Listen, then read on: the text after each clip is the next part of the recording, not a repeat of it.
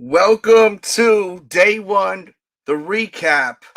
Just finished watching Wrestlemania. I was pretty impressed. Beginning to end, really, really great. I don't have too many complaints at all. I can't really think of anything really to complain about. Uh, what did you think of Wrestlemania? Everyone that's watching right now live and on the playback, how did you feel about Wrestlemania day one? Uh, I loved the finish of Lashley versus McIntyre. I like how it was a clean finish, no effery. Lashley's doing a great job right now. Let's continue to have Lashley rock out. I had an idea possibly maybe Lesnar was going to show up or something like that. I'm glad that didn't happen. It set it off the mood right. I was really late to the party. I didn't turn on the TV till a little bit after 8, like maybe 8:30, and I don't even think the show started yet. Unless I missed the match. Was there a match before Lashley versus McIntyre? I don't think there was. So I was glad that I was able to catch it from the beginning. I didn't realize what time it was. I had so much shit to do today, and I finally caught up to it. If anyone wants to cam up, please do so. And we should have a few people showing up and talking about the show. Here we go. We got one right here. What's up, Testify? How did you not know what happened? What do you mean? You really don't know what happened at the beginning? No, because I watched late. I didn't see the whole beginning. They did. Vince McMahon came out with all the wrestlers congratulating all the fans for being there and finally having fans again. Mm-hmm. They went to America the Beautiful. She sang it. The Air Force did the flyover. Then they did their little video intro for WrestleMania. Okay. Right after the video intro, you could hear in the background the alert system in the stadium. They had to delay it due to lightning strikes in the area. Stop it. It didn't start until 5:40, well, maybe 8:45 for you. Yeah, I was really late to it. I was like, man, I must have missed something. It was the first time ever in WrestleMania history, especially after a year of waiting for fans, and then it gets delayed again. That is unbelievable. Yeah, that's why it started late and it went on so long. Shout out to Kappa the Great. If you want to cam up, I know you're a big wrestling fan. Please do so. We should have a few people coming in here. I'll put the link in the chat. Overall thoughts. We just finished watching. How do you feel about the show tonight? It was awesome. I thought so too. I really loved it. I put that comment to you on Twitter. I'm going, the highlight for me was the Miz and Morrison coming out with those evil bunnies and rapping. Yeah, right. I knew. I told my kids, because watching with my daughters, I said, there's no way that's Bad Bunny right there. I was like, there's no way whatsoever. Did you happen to, what's up, Jonesy? Did you notice something about the bunnies? Yeah. Was that the same costume from when they had the what's called the rose thing? No. I mean, maybe it could be, but I was noticing something, and I was like a little suspicious. I said maybe Bad Bunny's in the ring, and the reason why is look at this shot right here. Check out on the left. You notice something? Look at the ears. It's got one ear. Yeah. Oh. So I said, who are these guys with the one ears? How come some have one, some have two? So I was thinking, now I see there's more than one person with one ear on the bunny outfits. But I said maybe they did that so they could identify themselves in the ring, like maybe there was some. I don't know. All I know is they made Booker T, who was on commentary. Mm-hmm. He was even dying, laughing, trying to hold back. He goes like, "This is actually pretty good." It slipped through on the audio with Miz and Morrison. I didn't catch that. Hamming it up on there. Yeah. So you like the match? The match with Bad Bunny? I was pleasantly surprised. I thought it was pretty damn good. What do you think, Jonesy? I thought it was entertaining. I enjoyed it a whole lot, man. I didn't think Bad Bunny was that bad at all. I thought he was actually Not bad. No, you could tell he went in, he was at the training center going through the crap. Yeah. He pulled off some decent spots. I wish he didn't wear all black because when you wear black, it makes you look thin. That's why you notice a lot of people like to wear black, including myself. So,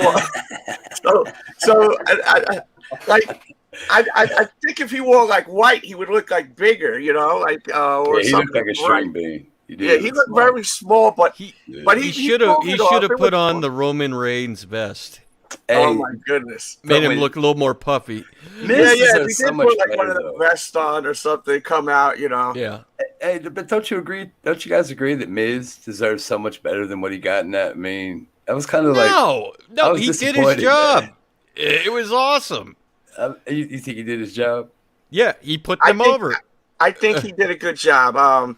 Because you got to keep in mind, look. Dude, there were some stiff shots in that match. Yeah. Man ones. I liked how Morrison did. I just felt like, I don't know, man. I felt like Miz deserved a little bit better than what he got. He does, Well, look, but you gotta he look did the at job. it this way. I'm sorry. Go ahead, Tess. No, he did the job. That his thing was to put him over and make him look like $1 million. He did the best he could. We got Captain the Great. I haven't seen you in so long, brother. How you doing? Go ahead, What's Tess. up, fellas? He did the job. Testify. You Echo. gotta close that window. He did the. That's not me. No, I mean Kappa. Close that other window real quick, What's up, fellas? because you got echo going. You should have another window open. You probably clicked on the link and the other window's open. Damn, I got thrown off right there. What was I I gonna thought it say? was good. I thought it was cool. With Miz. With Miz. Yeah. I thought it was Okay, good, we're good man. now. With Miz, let me explain this. I understand what you're saying, Jonesy, but you got to keep in mind, Miz is an entertainer. He does the TV show. Bad Bunny is an international sensation. Am I the biggest Bad Bunny fan? No. But I know he's like worldwide big shit. So like it's kind of like a big deal for him also, I think, in a way, as an entertainer to entertainer, you know? Okay. Kappa, what do you think about tonight? Excellent first night. Testify mentioned that there was a delay. They were left scrambling. It was a big moment because you saw with Rhea Ripley, like you looked at Rhea Ripley and you could see like she was like crying and about to cry. She was emotional and everything. Oh, you mean Bianca? You're talking? No, I mean when they sang "America the Beautiful." Oh, okay. So I didn't catch that. Oh, When yeah. they sang "America the Beautiful" and Vince McMahon came out, she was really emotional because she fought at last year's WrestleMania when they had it at the Performance Center. Yeah, against Charlotte, right?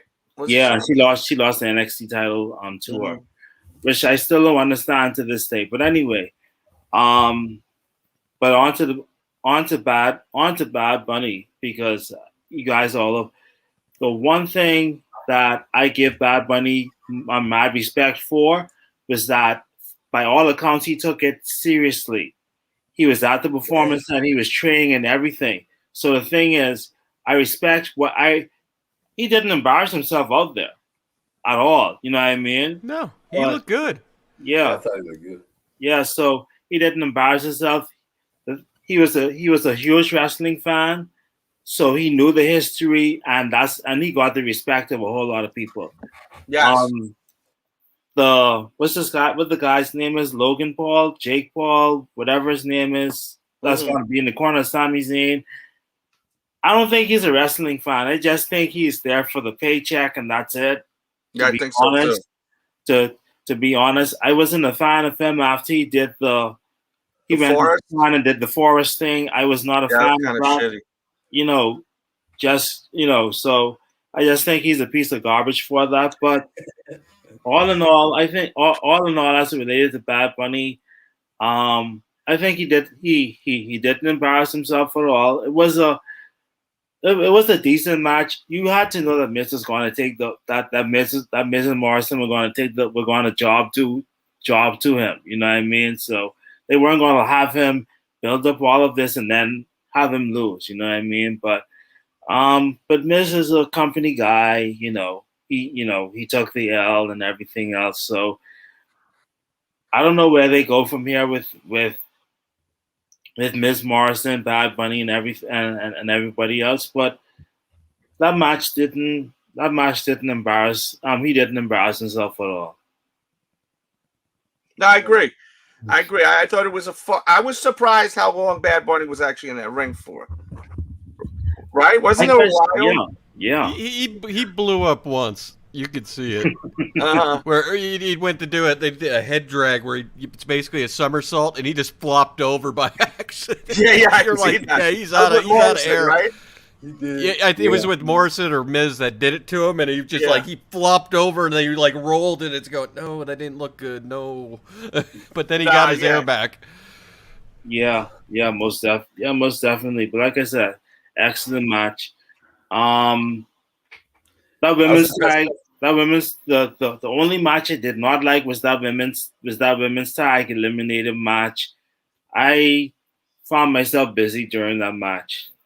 I was gazing on and off, looking at like doing other shit for a second. I gotta agree. Yeah. I was like, oh, okay, why are they having? And because who won? The Riot Squad won. No, Tamina and Tamina and Natty won. Okay, cool. Yeah. I don't see them taking the belts off of Shayna and Nia. For me, I would like to see Tamina get some gold. You know what I mean? But I highly doubt it should be an interesting match because all four of them are ring veterans and they know their way around the ring, as opposed to say Lana and Naomi. Mm-hmm. That it wouldn't. They got taken out quick, weren't they? The first to get taken out. Yeah. And we predicted that they were going to win, right, boys? Right? I think so. Yes. I did. What did you think of the match? Testify. I was the same way he was. I kind of tuned out. It was boring as yeah. Yeah, that was a piss break. That was a piss break match. Trust me. Yeah, that definitely was a piss break match. Jonesy, same here. How do you feel about it? Agreed, 100%. Cap it down the head. No let's take it to the top. Let's go to McIntyre versus Lashley. I personally was really, really enjoying that match. I thought it was fantastic. Yeah. I loved how it was a clean match, no fuckery really. There was a little bit of deception when you had MVP distracting a little bit, but it was very light. It was just like it was a clean match. It was nothing different than Heyman did with Lesnar. Yes, just yelling and screaming. Exactly. That's all it was. He didn't interfere in it. Yeah, it wasn't like exactly. So, how did you feel about it, Jonesy?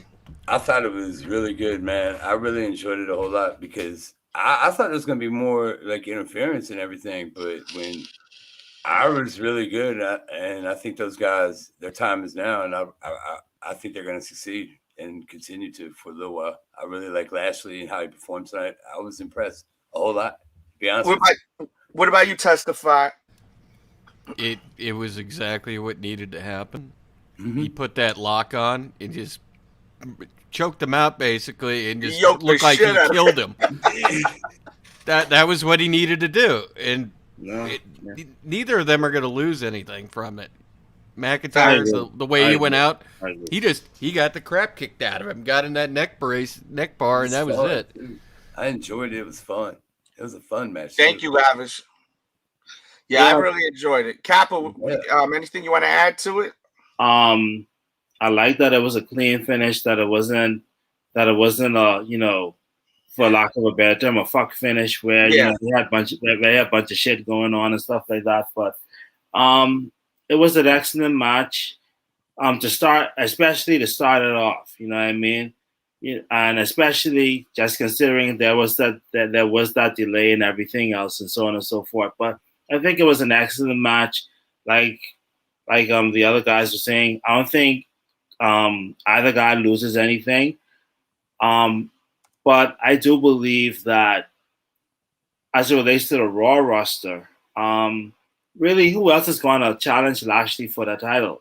More than likely, whenever they have their next pay-per-view or SummerSlam, I think that McIntyre is probably going to win the title from Lashley. from Lashley. Although personally, I would like for Lashley to have a nice little long, have a long reign, but considering that for the most part, McIntyre is considered the COVID era champion, the Thunderdome era champion. He's probably, I believe he deserves a break, But here's my theory, because I know you mentioned Brock Lesnar, and hopefully Jones and Testify would think. What do you think if he comes out Monday? That's what I'm thinking. It'd be great. I thought he was going to show up tonight. I thought he was going to show up tonight.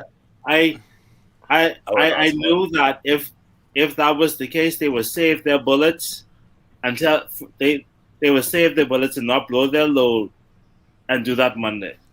After Lashley won, I was waiting for Lesnar to come down and beat the living crap out of him. I'm glad he didn't, though. I am too. Because Lashley is finally where he needs to be in his career, So I like that. I like that. They're actually letting the guy shine a little bit, I think they did the right thing, and I think if Brock comes back, it's gonna be set up for SummerSlam. But I wouldn't mind if we just have Lashley run with that belt for a little bit, Those double underhooks that McIntyre was doing to him, that was all Lashley. That guy is so athletic, it's not even funny. Mm-hmm. Just look clean.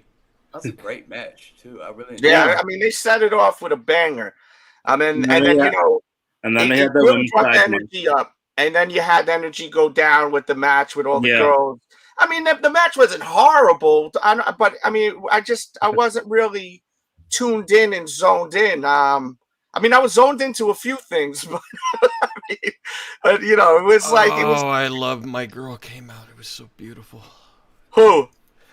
What's her name? Rose. Oh, Mandy Rose. Oh, did you see the slip too? Yeah, I saw the slip. Outside. What's her name? A couple of them slipped tonight from that horizontal rain that came in at the beginning. Yeah, they had to keep cleaning that mat up. Yeah, Liv Morgan looked pretty good tonight. I like how she's kind of bringing back the old look a little bit. I hated when she started dressing up with all the black and everything. Like, kind of reminded me of what's Killer Cross's girl, Scarlett Bordeaux, before she came to I didn't like when they changed her gimmick. I liked her with the blue tongue and the pigtails, like her old look. So I like that they brought that back. But the thing is, they went nowhere with that. They went nowhere with that. They went nowhere with Carmella after all those weeks, and then before that with Tania Dashwood, Emma. When they had the whole vignettes for like 20-something weeks and did nothing with it. Yeah, that was horrible with Emma. You know what I mean? So it went, in all honesty, it went nowhere. I'm glad that she is back with Ruby Riott, because I don't think she's a good singles competitor. Neither was Sarah Logan. I don't think that they were good singles competitors. Because even look at Heavy Machinery. Where's Tucker? Where was the last? I'm going to be honest with you. I actually really like Tucker with what's his name? Yeah. When they turn him, because everybody was like they need to turn him heel. I was like, you turn him heel. Otis, excuse me. Yeah. You turn Tucker heel. It's going to hurt him. Otis is all right because he's lovable and everything else, but I believe that they worked well together. But yeah, I did not like that at all. Shinsei says that he misses Liv. Yeah, but the old Liv is getting back to it. Looked great tonight. Yeah. And I like the whole the Suicide Squad gimmick, you seen that? Yeah. With the Joker. Yeah. That's fun. I thought. But most definitely. What was the next match after that? Cesaro and Seth Rollins. That was a hell of a match. That match was a fun match. I couldn't believe the Very turnout good on match. that. I couldn't believe Cesaro won that. And when Seth Rollins went off the top rope and went real clean, I thought it was over, man. I thought it was over. How did you feel about Testify? It was what needed to happen. Yes. He finally got his win that he needed. And Seth Rollins doesn't need it. It's not going to hurt him. No, not at all. It was a really fun match too. It was really fun to watch. He even brought the buckle bomb back for one time. That's what I'm saying. And if you notice, Cesaro, if you watch that back, Cesaro was really cautious about that buckle bump. Yeah. You could see him looking and really making sure he landed right because, I'm sure he doesn't want to. You know what? You just reminded me of something because we talked about the Bad Bunny match. Mm-hmm. Did you hear how bad it was? You could hear Miz calling all the spots. It was very clear coming through. Was it? So he was on some John Cena shit. it was like, okay, you need to get up and go try to tag the rope over there. Yeah, you could hear it like that. That's how clear it was. Yeah, I caught what you're saying. He had his teeth. He was like kind of like this, like saying it, right? And he kept putting his head down, and you could tell what he was doing, and you could hear him mumbling. You're going, oh, they're just calling spots because he has no clue how to do it right. Well, at least that Rollins fight was so good. It really was. That's Cesaro's. Yeah, well, at least it was. At least it wasn't as audible as it has been because there wasn't any crowds. You could hear them call spots, especially last year leading up to now. You could hear them calling spots like that. Oh yeah, and it was so nice to have a crowd in there. I mean, it was cool. The feeling was back. It was so nice, but it just like I said, they did America the Beautiful in the intro, and then all the crowd had to leave to get into the concourse to get out of the lightning storm. It was like, no, why? Yeah, I God hates everybody. I missed that. I seen this blonde singing though on the thing with the outfit. I was like, oh yeah, she was hot. Yeah, she was hot. I don't know who she was with some guitar chick. I was like, damn, Smokey. But I mean, right? Were you not? I don't know. It's like, easy. Yeah, it's like, who is this? And I was like, okay. Yeah, right. I was like, Lord. Shit. So back to the Cesaro match because we got to put some respect on it. I felt like it kind of reminded me of like an NXT kind of vibe. Like they were just going at it, putting together a really good show. There, Cesaro. If Cesaro didn't win that shit, I swear I was gonna be furious because this guy works his ass off. He's a great wrestler. I want to see him go up, and do more in WWE. And I've always been a fan of him. When he had a mouthpiece, but when they tried that, remember he wasn't he running with Heyman. He ran. He used to call Heyman. It just didn't work out. No. It just did not work out. But it didn't work out with Ryback. Remember when Ryback was kissing him like a freaking schmuck? Remember that? He kissed Paul Heyman and all of that. Yep. But I mean, if Paul Heyman can't get you completely over, then that sucks. But sometimes it has to do with chemistry too, because he couldn't get over Kurt Hennig's kid. Yeah, I mean, for a little bit he did, though. For a little bit, I was really enjoying it. I'm gonna be honest with you, me personally. Axel, what was that guy's name? I forgot his name. Kurt Hennig's kid. What was his name? Axel. Axel, yeah, and I actually liked him. And what they should have done was like run with something like him either being perfect or him not being perfect. Something like that. It would have been cool. Yeah, like they didn't run with any kind of good gimmick. He was just kind of just the guy that wrestles, and you can't have that. Like there's got to be a little bit of a story or a vibe with men's wrestling. I think to an extent, like there's got to be an image behind them, and he didn't really have. That's when you kind of are just there, Mm-hmm. And that's why Lashley is getting over because he had the goons, he had his crew, and I feel like that was really big. I don't know why they broke up the Hurt Business. I didn't understand that either. What happened to that? It just didn't make any sense. But that's some WWE booking. And getting back to Cesaro. That match is good. The thing is, there is no doubt the dude can wrestle his butt off. There is no doubt about it. He can have a match with a mop and it'll be a 5-star match without a shadow of a doubt. You know what I mean? And like I said, he's just one of those dudes. He has to look. He can work in the ring. I don't know what me personally, I would like to see the guy get, at the very least, whether it be short or not, at least get a world title run. I want him to have a very good intercontinental run. Let's see if he can do it. That'd be feasible. I think so, 100%. Yeah, but we can't take that Intercontinental Championship away from Big E, man. I love Big E too. Apollo's gonna win that tomorrow. I'm sorry. He better not. Apollo's gonna. Here's my thing. Big E doesn't need the title. Apollo needs. I know he needs to attach him in order for him to be a little bit relevant.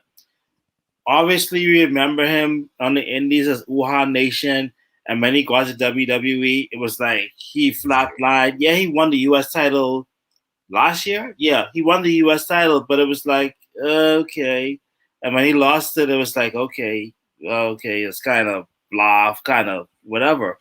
Mm-hmm. But it was what it was as it related to that. But I feel Apollo's gonna win it. Without a shadow. Really? He's going to win it. I think he's going to win it. And then they still, because if Big E wins it, then they have no program to work with. They have no program with them. You know what I mean? Who does Apollo feud with afterward? You know? So I think that Apollo's going to win it. Big E is probably going to chase. Personally, I would like for Big E to get a world title run. Me too. I would love that. I would like for him to get a title run. He has to look. He can talk. He can talk on the mic. He can do the Good Morning Americas and all the media runs that a champion would do. So I believe I believe he's long overdue in order to get at least a decent title run. I like the Intercontinental Championship. I've said this for many years that their mid-card titles are bastardized badly. I remember in WCW, with Lex Luger and everybody else, they had classic matches for the U.S. title. With Lex Luger. Big boy matches. You know what I mean? With the Intercontinental Championship, you can talk Savage and Steamboat. You can talk Mr. Perfect. You can talk Mr. Perfect and Bret Hart. That was a hell of a match. That SummerSlam. They've had Razor Ramon and Shawn Michaels. Any Rick Rude match. Right. You know what I mean? And that was one of my favorite belts growing up because there were such great matches. Yeah, it was. I mean, and look, your favorite guys had. Your favorite guys had the belt. And all of that. Like that was crazy back in the day. And the thing is, at one point, it held more prestige than the WWF title. Mm-hmm. At one point, people felt as though it was more prestigious to have that title, and all of a sudden, in all honesty, it's like a second thought. It's like a second thought. Yeah, it don't mean anything anymore. Yeah. So when we were growing up, our favorite wrestlers. Always had. The Miz brought some light to that belt, though. Don't you agree? Testify. You quiet over there. What do you think about all this? I was letting him talk. Yeah, Miz brought it back when he it was actually Cody Rhodes when they brought back the original title again. Mm-hmm. That made it. That was cool. Now they got the new one again, which is not bad looking. But the mid-card titles have been dead for a long time now. Yeah. So like I said, I just feel as though. For a guy like Big E, I think he has grown past the Intercontinental Championship. You give it to Apollo, he more likely chases after the title. To be honest, because right now you have between Edge, Daniel Bryan, Roman Reigns. as it relates to that, we'll get to that. We'll get to that match later. But I honestly believe Apollo wins the match tomorrow, and then they have the classic chase and go back and forth between those two guys to win the title. For that particular championship. In all honesty, I think it would help the championship as a whole for them to be competing over it, But we'll see what happens with that. But I firmly believe Apollo's going to win that championship tomorrow. I have to take a call. I'll be back here in a second. No problem. Yeah. But let's get back to the Cesaro. Can you guys see Cesaro getting anywhere, or do you think WWE's just giving him a little bit, maybe even just to keep him on board on the company too? Because didn't he sign a new deal sometime earlier this year? I think so. And you know how they give you a little bit when you do sign that deal. Yeah. But you can imagine him in AEW. They need someone like a Cesaro in AEW. I don't think they'll. People keep talking about AEW, right? And John Moxley is there. I don't think they're using him properly, quote unquote.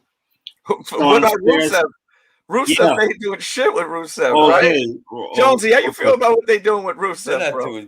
He's catching the shit patty, man. I mean, what do they take him? Everyone's roasting WWE for a marriage angle, and then they bring him to AEW, and you notice how the AEW fans aren't roasting over the thing? Yeah. It's the weirdest thing in the world, man. I thought he was like I said, a headliner. I just feel, well, Bahamas. I saw that Bahamas. So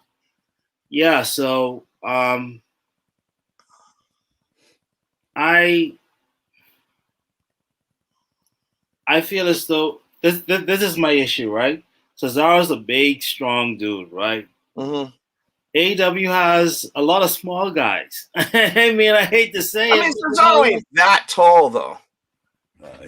What, Cesaro? Cesaro got to be at least at least well over 6 feet tall. Like if you put Drew McIntyre over there, that would be crazy because he's so tall. I mean, Drew McIntyre is taller than Lashley. But like I said, AEW has a lot of small guys. Yeah. Oh yeah, a lot of small they're guys. Like 5'8", 5'9". Yeah, 100. Most of them weigh under 200 pounds. So. But AJ Styles is 5'8". I just found that out yesterday. Remember that, Jones? We were trying to figure out how tall he was. Yeah, he's like 5. Yeah, he's 5'8". Yeah, he's not very tall. Yeah, but he's sure 5'8". But doesn't does he weigh though? Yeah, it was 5'8". That's right. But the thing is, what he has working for him is that he has a vast array of ring experience. It's not like he weighs 100 and something pounds. He has to weigh at least He has to weigh at least 200. At least 200, you know what I mean? So, I mean, yeah, I get your point, but AEW Cesaro is 6'5". Okay, he is pretty tall. Okay, wow. I didn't realize he was that tall. Okay, so the thing is, imagine him in AEW. Who is he going to feud? Who is he going to feud with? Obviously, it'll be Kenny Omega, but then after that, Moxley. You know what I mean? I mean, AEW isn't exactly the answer. They have misused a ton of wrestlers.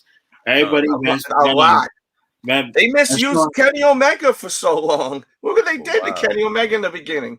Nothing. Yeah, he's getting some. Well, I think that. Well, now, definitely. Well, here's why, and here's why. Because here's why they put the belts on Jericho. Everybody knows who Chris Jericho is.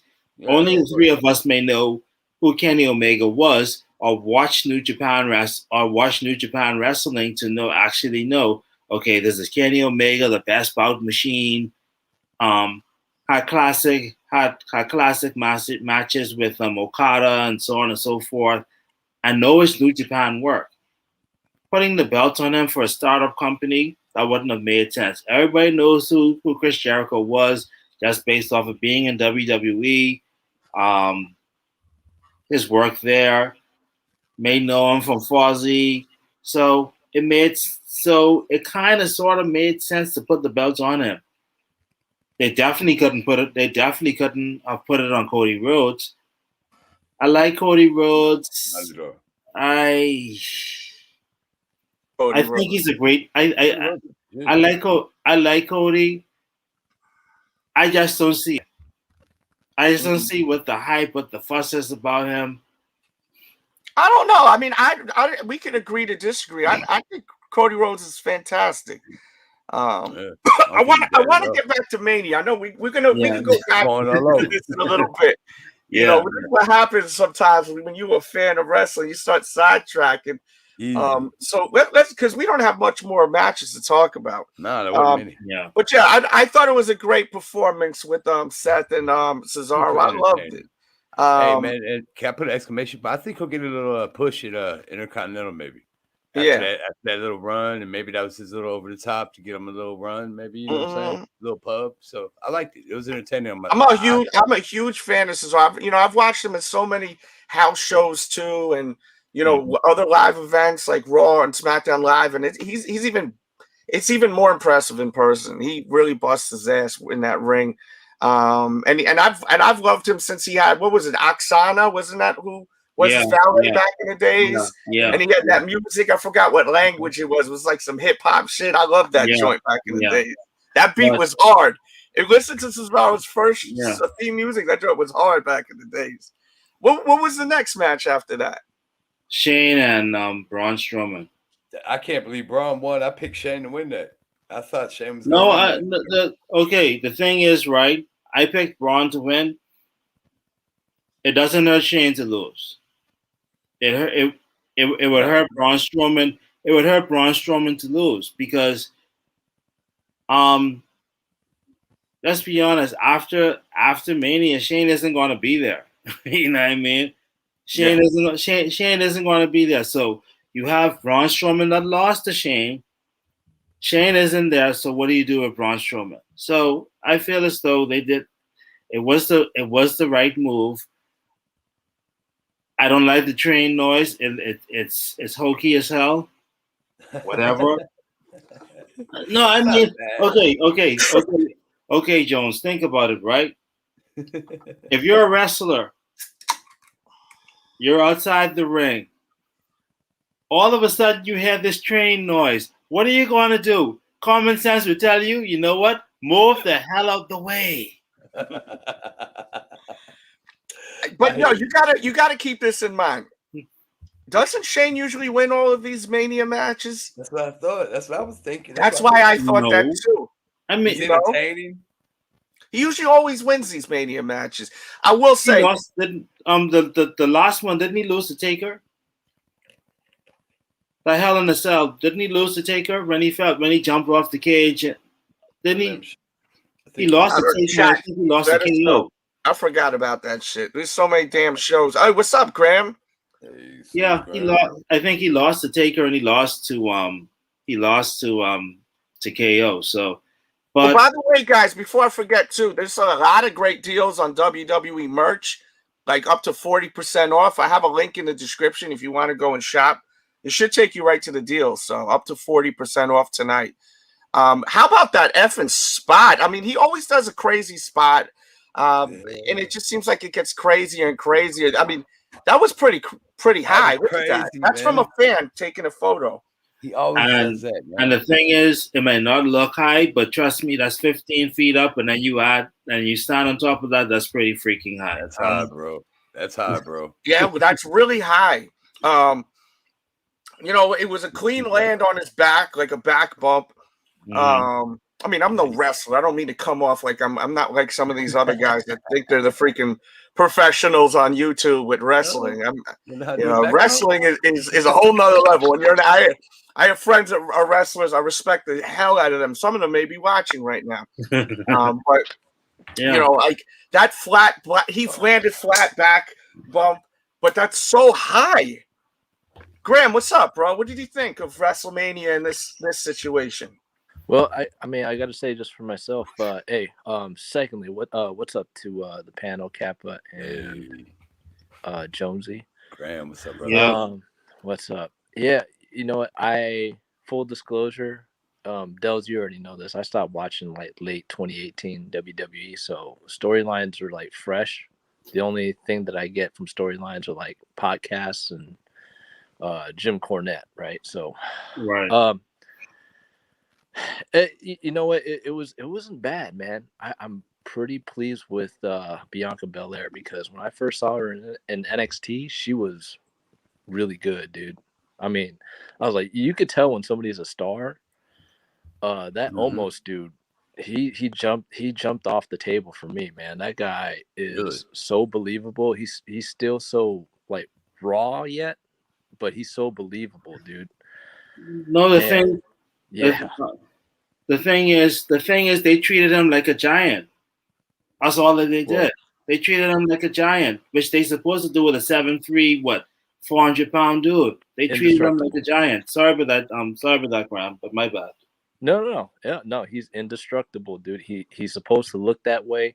He is money, dude. Like you could do a lot of things with him. But will WWE do it? I don't know. I mean, we kind of know the track record, right? Like Braun Strowman. I mean, just take a look at the track record with all the people that they have. You know, like Braun Strowman, he was, you know, he was so over. Even like Rusev when he was, you know, Miro Rusev, he was pretty good back then, and then you know he lost his steam. So who knows? Who knows what WWE does? Yeah, but I think that was due in part to, he said, a conversation that Vince had with him and saying that people buying his shirts and everything, people were buying his shirts and saying they're doing that to mock him.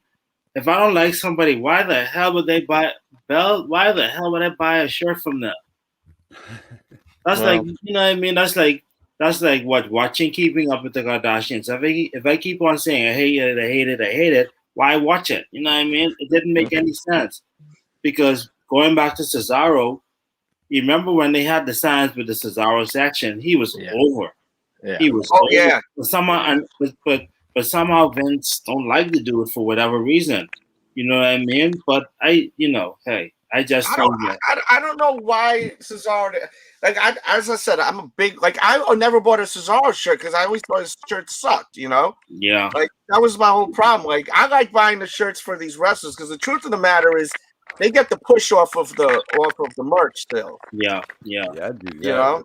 If I went to that WrestleCade, I'd come. But in all honesty, and you guys might disagree with me, the gimmick, I liked his James Bond's like gimmick when he came out in the suit. When he came out with the whole backdrop. Yeah, I didn't like the music behind it, but I said that was, in all honesty, I felt as though we should have kept that with the suit and everything else. I felt as though it fit his character. It fit his character well. You know what I mean? Agreed.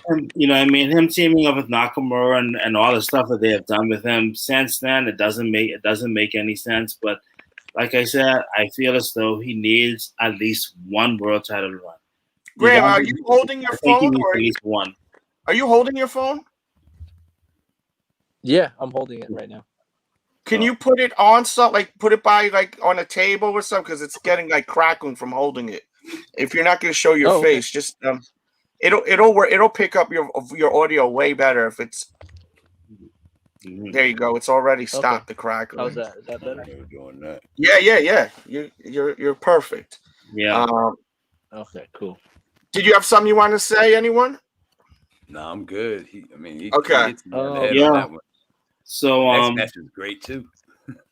So let's get more into this AJ Styles match right here. That was fun, man. Mm-hmm. That was fun. Yeah. It was fun. It had the result that it needed to have. I felt the thing is, I don't think New Day needs the belts. I don't think they needed the belts to begin with. No, absolutely not. They're so over. Everyone loves New Day, right? Or no? Does anyone dislike the New Day? Nah, I think New Day's good, man. They're fun. Graham? Okay. I had a feeling Graham was going to say either nah or they're okay. Dude, WCW ruined everything for me, dude. And I think that's what Eric Bischoff was saying back then. You know, when he's talking about his podcast and everything like that. He's like, I did a lot of good things and I did a lot of bad things. And one of the bad things is just, breaking the whole kayfabe thing. Letting the cameras in on the backstage. So now what I'm looking for in wrestling is I'm looking for performance, because we all know it's fake already, right? I'm looking for performance, and I'm looking for a little bit more believability. That last match, that's what I'm talking about right there. I mean, forget that they were women. Bianca Belair, man, when I saw her in NXT, I was like, she is gold, dude. And Sasha Banks, speaks for herself. But it ruins it for me. I don't need to see characters. That's the thing. Unless it's something that comes organically, just like the Rusev Day. That was purely accident, and all of a sudden they caught a gold mine with it. WWE profited from that. And whether and they could have done so much more with it. Oh, yeah, of course, man. Yeah, but that was Vince's idea, and in all honesty, it makes me fear for Killer Cross, Karrion Kross, and what Vince would do to him, and once he goes up to the main roster, him along with Scarlett. I fear for him, because the thing is, as it stands right now, he is, for lack of a better term, he is being booked as a killer. You know what I mean?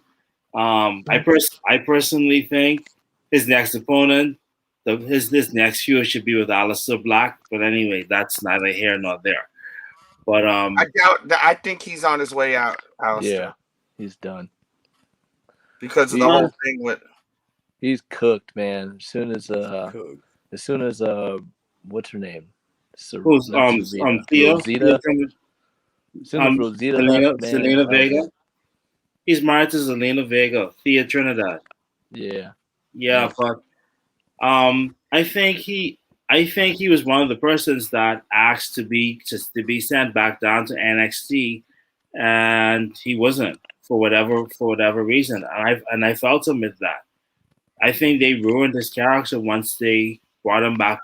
Once they brought him up to the main roster, so to speak. So that's what makes me real fearful of what they would do to a guy like to a guy like Killer Cross, Karrion Kross. So, but eventually they will. And obviously, I think everybody's goal is to get to the main roster, unless you're Tommaso Ciampa. Yeah. But Tommaso Ciampa and Johnny Gargano. But as it relates to Cesaro, like I said, I just feel as though, man, the dude can work. He can put on a great match with anybody. Mm-hmm.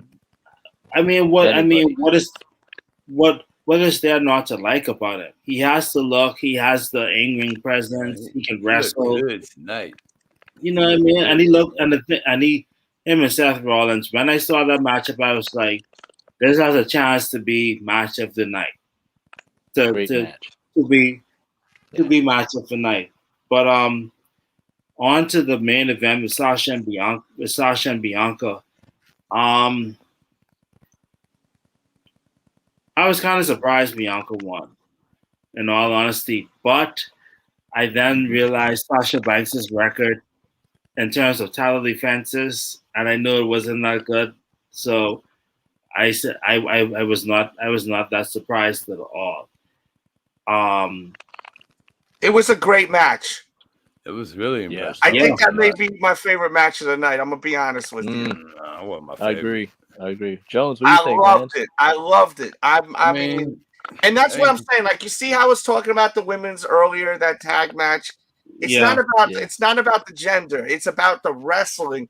Those girls kick ass. This one, I loved the spot right here where she carried her all the way from freaking outside up the steps.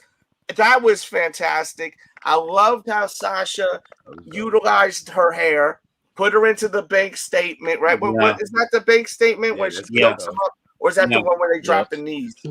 Whatever that move is. No, that's the You guys usually love the it, but it backstab. rolls It's right usually into the back. bank statement. She usually does the backstabber. Backstabber. Oh yeah, so it was Into the the bank bank statement. statement. Yeah. There was so many good spots on it. I thought that was match of the night. Either that or, I mean, there were so Cesaro, many good Seth matches. Rollins It's hard match. to say because I really like Seth versus Cesaro. Yeah, I love. that was Like I said, the only match that sucked was that tag match. Yes, To be honest. Yeah. that was only just match. to get that was really a match to get more people on the roster involved with WrestleMania. Really, which I'm not mad at. I'm not mad at. I thought it would. It wasn't too long. No, You know, sometimes they make the matches too long, and that's where it sucks. Like, super entertaining to me. As a matter of fact, I think the match that's gonna suck tomorrow will be Fiend and Randy Orton. No.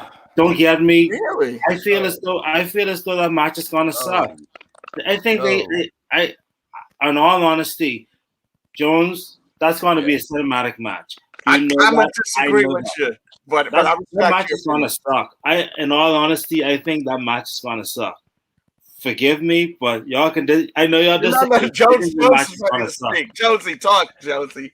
I just feel like it's going to be really entertaining, and I think it's going to be a really good match, and it's going to be live. I don't think it's going to be cinematic. I don't think it is cinematic. I think they may hit you with a little bit of cinematic, like them go out of the arena real quickly and do a little cinematic shit. Let them catch a breath real quick, and then bring it back in. But I hope not. I honestly, we were talking about this with Testify and Jonesy. This may be a squash match. Where Fiend just goes in. Okay, here's why I think it's not going to be a good match, right? They have gone back and forth. It recently ends with Randy Orton setting the man on fire, right? How are you going to end a blood feud with a referee's decision counting 1, 2, 3? That's my reasoning behind that, and why I feel is the match itself is gonna suck. I'm sorry, but I just think it's gonna suck. It's got to be something crazy like that, something fun. But I don't think it's gonna be as cinematic as you think, man. I think it'll be a little bit mixed in, but a lot more. You know what I'm saying? But in all honesty, it has to. I feel as though it has to be. Just based on everything that has transpired, it has to be a cinematic match of some sort. You know what I mean? It can't. You're right. Some sort. Not the whole way through. Because think about it. It can't be a regular one-on-one match. That would just kill everything. For them to have a one-on-one match and somebody gets pinned clean, I don't think that's going to happen. And in all honesty. I think it has to happen. It has to, because they put a lot of money into this new look. They got to put them over, Think about how much money that look must cost. Most definitely. It'll be interesting to see who he feuds with afterward. But I think this feud has run its course, and it has definitely. I'm tired of it. It's time to let that one. I hope they close the book on this. They got to set him on fire in the middle of the ring, right? So imagine they set him. Imagine they Orton on fire. Crazy. You got the Orton, the Viper. He actually becomes like a Viper. But he has that Randy cream, because you remember when he got burned in the face when Alexa threw that fireball in his face. Then all of a sudden, his face is smooth like a baby's behind. I was like, I need some of that cream right there. Whatever he used, I need some of that cream, Sam, have you been watching all this stuff with The Fiend or no? No, man. The only time I watched The Fiend was when I actually went to that Raw show. And that was cool. Raw went off the air, and Seth Rollins gave him a curb stomp. And that was after he was like cowering in fear. So they go right off the air, right off TV, and then they do that. And I'm just like, me and my buddy Carlos, man, my best friend Carlos, was looking at each other like, how the fuck does that make any sense? We're just talking to each other like, that doesn't make any sense. Is he supposed to be feared? Well, when you do something like that in a dark match, it's just kind of like, it loses its mystique. So yeah, I'm not a But big fan of the Fiend. I actually like them better as Bray Wyatt. In the FCW. Yeah, Bray Wyatt's the man, but okay. I mean, I don't mind the character when you see Bray Wyatt and also the Fiend, like the Firefly Funhouse stuff. Alexa Bliss is basically taking over Bray Wyatt's part, and I like Alexa Bliss. I think she's pretty funny and But I think the character is doing well in terms of in terms of what she does. Yeah, she does good work, man. I liked her in the ring too, but she just doesn't take bumps very well, which is probably she why can't stay healthy. That's her problem. She's always had little nagging injuries. Little nagging. You gotta keep in mind she's a small girl. She's small. She's strong, but she's small. So I think physicality wise, maybe her body can't take that. I mean, and that's no one. She has also been concussed a number of times as well. Really? Yeah. She has been concussed a number of times. So obviously, with that, you have to be kind of careful. I'm sure she is in WWE is as well, because how many matches has she wrestled is few and far between in terms of the number of matches that she would wrestle. But as it relates to the Fiend, the character in and of itself, right? Two things. One, I feel as though it should be something that you see once in a while. It should be a special attraction, in my humble opinion. Because with Finn Balor's character, the Demon, what messed up that character or that alter ego was that they showed it too much. It was oversaturated and just overexposed. So then it became stale. I feel as though with the Fiend and this character that's what they're doing with him. That's number one. Number two, what fucked him up the most? When he was the Universal Champion and lost to Goldberg. And Goldberg beat him in like 3 minutes or something like that. That was horrible. And I think that was my fault. I think, in all honesty, that messed up his character more than anything. That's just I never really was a big fan of the alter ego, the demon character.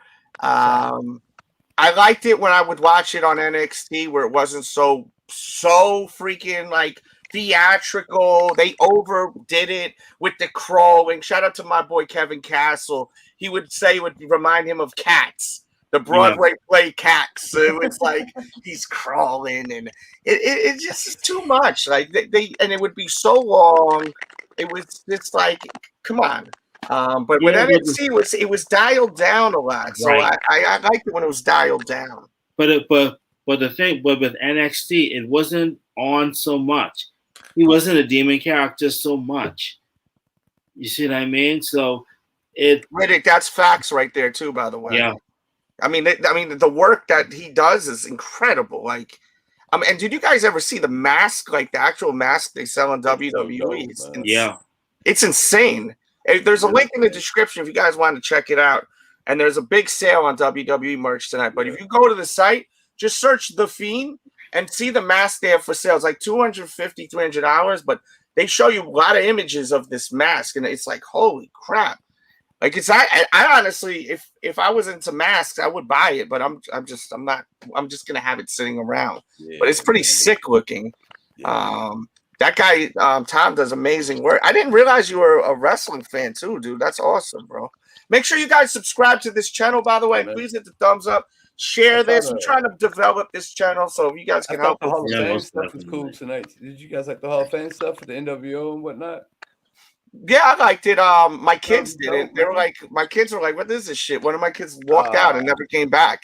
I loved it, my 10-year-old, she was like, "I'm done." And my other kid watched the whole thing with me. So, I mean, there may have been a turnoff for some of the kids that are younger, but I mean, I love seeing those guys. I love those guys. I love seeing all those guys getting inducted, man. That was great, man. That's why I love going to the wrestling events, like these WrestleCades and so. You see all these older guys. It's amazing. Graham, were you gonna say something? Oh, wait a minute! Your kids walked out on the NWO. How dare you? Yeah, they did. One of my kids did. Yeah, man. She said, but she don't watch that stuff. She don't know about that old shit. I put her on. I try when I can. Like I played like a lot of the Mick Foley matches, and she loved those. Yeah. I played some of the Heartbreak Kid stuff, you know, HBK. Like she loved that. Some of the old Rock matches. But she don't know the NWO like that because I don't want her to know the NWO like that. Yeah, I get Too it. young for that, you know? Yeah, nah, they were pushing the limits. Yeah, that's why she don't. She's like, who are these guys? I mean, later on, she's gonna be like, I love this, but you know, I try to weed out what they could watch. Mick Foley's a little edgy too, but but it's kind of horror, and they're into that horror shit. Really? Dang. That was cool. They love it, but I contain it. I don't let them watch too much of it. I thought a couple of Bad Bunny's moves were cool too. A couple of his moves he did. I mean, just to stay on the WrestleMania Tonight topic, I thought when he flipped the crown, they called it like the Bunny Buster or whatever. I thought that was entertaining. I thought that was fun. You know what I mean? Canadian Destroyer. I mean, he did it. Didn't he do a Canadian Destroyer at one point? Yeah, he did that. Yeah, that's what I'm saying. They called it because Damian Priest looked like, wow, you can actually. And that's what he was doing. Like Damian Priest is really good. Not only as a wrestler but as a performer because and I like his gimmick. He's kind of like a hip rocker kind of guy vibe.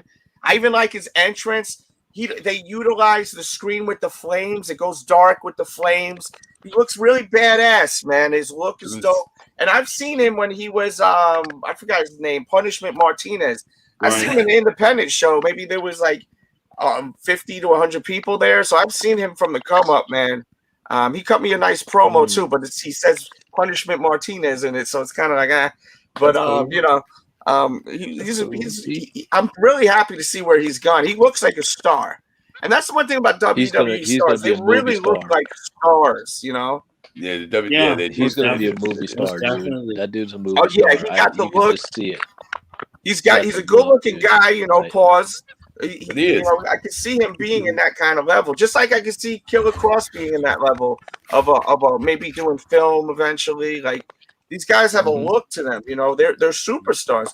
Well, and that's the thing about wrestling, like, and you don't see it much. Is when you look at a wrestler, you're supposed to be like, wow, these guys are larger than life. They're superheroes. You know, they're on a Marvel level, a DC level, except they can't do all the, you know, the obvious, the comic book shit. They don't have superpowers.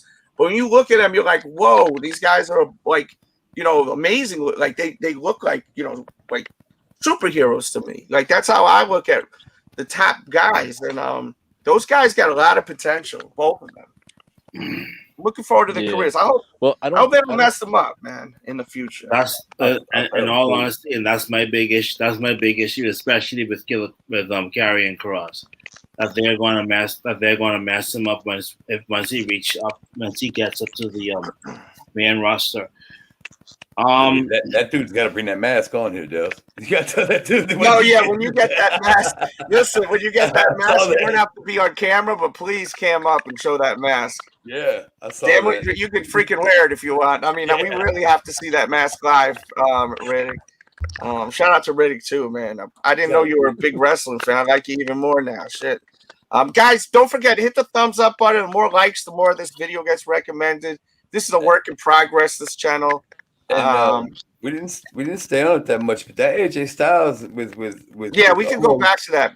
That Omos and AJ Styles match I thought was entertaining as well. Graham touched on. That guy came in and he looked fun. He looked good. He looked happy. I mean, he looked very intimidating. Yeah, he looked powerful. I like the moves he was doing, like just squeezing the face. It looked real, you know. Like he looked like he was just. And I think Kappa was saying they're selling him out like a giant, which they should. Right. You would testify that said that. That's how you have to be like a giant. Yeah. Where's Testy? Where's Testy, by the way? I mean, shit, he is a giant. He's 7 foot. What? Right? Yeah, he is 7'3" or something like that. Yeah. Graham, how do you feel about this guy? More than that. Go ahead, Graham. Tell you said when he came into the man, dude, almost you were talking about him. Go ahead. Dude, okay. Keep in mind, like you guys probably watch more wrestling or WWE wrestling than I do. I mean, I'm off of it for like 2.25 years, right? So I don't know any of these characters. So I'm coming in as a fresh perspective, which is why I'm here. when I saw Omos, I knew of Omos just by looking at AJ Styles' tweets because I'm a big fan of AJ Styles. You know, back in the TNA days, except for that whole marital angle that they did with his, you know, his best friends, man, SCU. But AJ Styles, I'm a big fan of. But when I saw Omos, right, I'm just like, what is this guy about? Is he just a bodyguard? So finally, he gets to do some stuff in this match, right? He comes in. No, first and foremost, he's standing out in the ring, and they're making fun of him, right? I'm laughing my ass off, dude. I'm like, you guys know that this guy is about 7'3" or something like that, and you guys are like 5'8", and they're making fun of him. And almost does not break character. Look at his face, dude. He's just intimidated, dude. I'd be laughing my ass off. But that's just me. Yeah, I enjoyed it. He doesn't break character. Great. He goes in there and he wrecks. Oh yeah, he wrecks shop, dude. And it is so. He doesn't sell anything. I love how he beat them both up too, Graham. Yeah, agreed. Like he should be. Slam one and then slam the other. Like he really looked really like, oh, this guy is going to be a problem. Like, you know. I agree. I thought he sold it real well, right? Yeah. Do you guys remember he was on like Raw or SmackDown like a few months ago and he hit one of them with like a karate kick? Yeah. And that looked really good. Like, so he has some kind of, you know, some move sets like that karate kick. I was like, whoa. You don't see no in that Toby doing some hi-ya, you know, shit, man. I mean, athletic. They found him somewhere. I mean, obviously, he's still raw in terms of ability, right? But like I said before, you treat him like a giant. He's never going to be a high flyer or whatever. He needs to be a giant and treated as such. But he's gifted though. He is athletic, and AJ Styles is going to sell him with him. He's going to help him out. I think didn't he play ball? Wasn't he a basketball player? So yeah, he has the athleticism. I have to look that up. Yeah, so there's no doubt. Hopefully, like I said, you know, they treat him like a giant. I like him and AJ together. It's almost like Shawn and Diesel back in the day. Almost like it. Yeah. That's what I was thinking. You know what I mean? But that's what I was thinking, for real. So they know how to sell that, right? They know how to sell that type of fight. You know what I'm saying? They know how to sell that type of that type of guy. You know, to make him like the Diesel and Shawn Michaels. That's spot on, man. I think so. Yeah.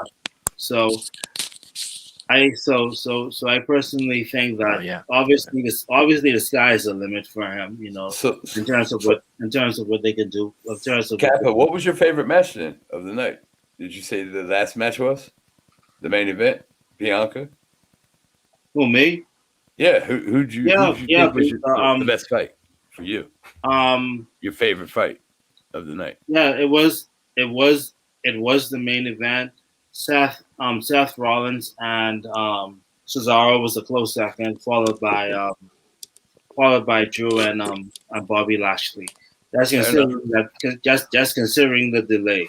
And I'm sure that them being the first one out, they have their veterans and everything, but the first match out and having all those nerves, probably, maybe not. But yeah, that was my top three. But I'd probably go with go with that Cesaro match. I thought that was fantastic. Cesaro and Seth Rollins, just for entertainment value and everything that it had to offer. I thought that was fantastic. And then I'm leaning towards the not the AJ Styles, but the Bobby Lashley. I thought that fight was fantastic, and Drew. I thought it was great, entertainment wise and everything. And I like the push that they're going to give Lashley now. I really do. I like where it's heading. I don't know why they broke up the Hurt Business, but yeah, I hate that. I hate that they broke them up, and they finally got me so into them. Like at first I was like, okay, this is cool. Let's see where it goes. Right. And when they finally won my heart, they took them away. I'm like, come on, man, you got to be kidding me. That's how they always do it. And in all honesty, that hurt Cedric and Shelton more than anybody would know. Especially Cedric, because he was really over, and I feel like he's kind of had a little bit of a difficult time getting over. So I just don't get why they did this. Maybe contracts are running out. I don't know what happened, man. But I just pray that it isn't they don't have him relegated to running behind the 24/7 championship again. That would be a massive demotion. At this point in time. But I guess one more thing. Moving on to tomorrow.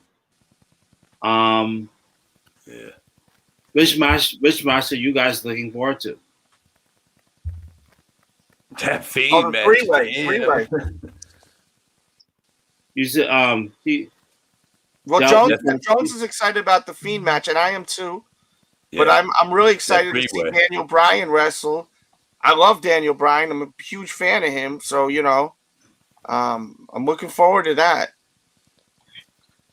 Will he win? I don't think so. Three-way match. The three-way match looks great tomorrow too. I think that looks fantastic. With and then I'm really looking forward to that Fiend and Orton. I think that's gonna be a heck of a match, man. I really do. Edge will win. I think Edge is gonna win tomorrow. What do you think? I could see Edge winning. I could definitely see him winning because it doesn't really hurt Roman Reigns because he's such a heel right now. So much that you could take the belt off of him, and for him to retaliate and really like get into Edge, because I mean, in all seriousness, Edge doesn't have much left. You could put the belt on him just to kind of give him give him his flowers while he's here, and he's still able to wrestle. What's up, guys? But yeah, Roman Reigns, dude. You gotta get that other. I could see something. I could see something coming. You have a window open. You have a echo or something. Okay. You're on your phone. You shouldn't have echo. Let me see. Yeah, you have a lot of bad echo. I think you have a. What happened? I think he has another window or something open because you may have another window. It looks like he's on his phone though. Maybe lower the volume on your phone a little. Try lowering it, and I'll bring you back in a second. He's got X out of YouTube. Why? Okay, you're good now. Try that. No, you're not. Oh, there you go. Yeah, so maybe bounce off and bounce back in. Someone left. Graham left. Yeah. Try it now. No, you're close, man.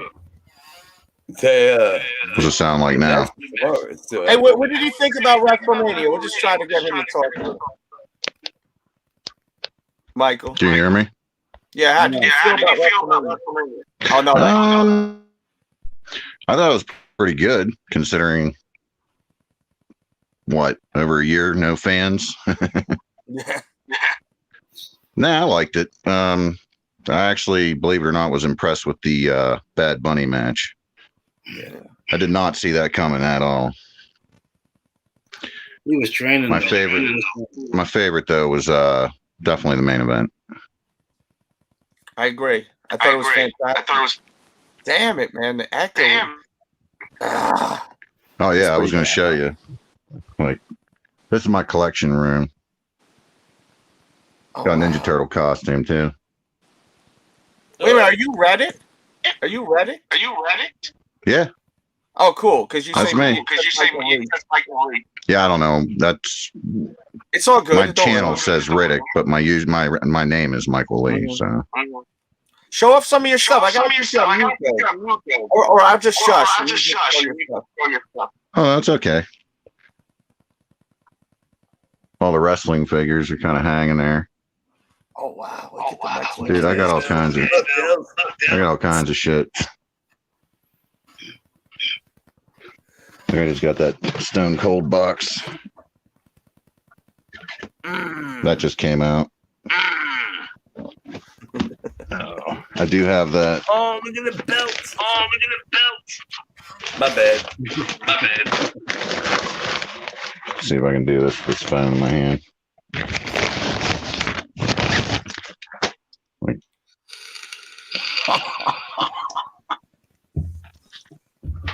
sick. But yeah, like these, all kinds of that shit. Wow. Of course, the shoe collection has dwindled down, but we're building it back up. It's all right, man. We're building it back up. I'm more impressed with your other shit. Oh, dude, I got all kinds of shit. Got all kinds of shit in here. Hey, Riddick, can I ask you a quick question? What's up? How come you have so many Michael Myers masks? And I'll let you talk. Go ahead. Well, he loves Michael Myers. that's my favorite horror movie. Yeah, it's my favorite horror movie. They'll have kind of different looks, and I kind of like them all. Like, well, each movie kind of looks different. You know, this is like a part 1, and this is like a part 1, but this is part 5 over here. And this is just kind of a cheap one that I have. These two are custom made. These two right here are custom made. Okay. I got the Bray Wyatt lantern over here. Does light up. Wow. Jason right there. Freddy. Are those that's the NECA mask? Which one? The Jason mask? Is that the NECA one? No, this is a custom mask. Okay. Yeah. Looks sick. The Freddy gloves are NECA, except for I have one hiding back there in a box. That's a Trick or Treat Studios one. Anybody else see those Transformers? What's that? Anybody else see those Transformers? Oh yeah.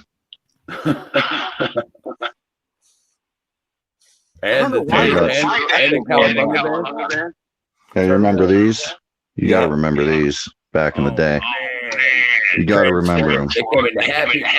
Yeah, the McDonald's Transformers. That's crazy.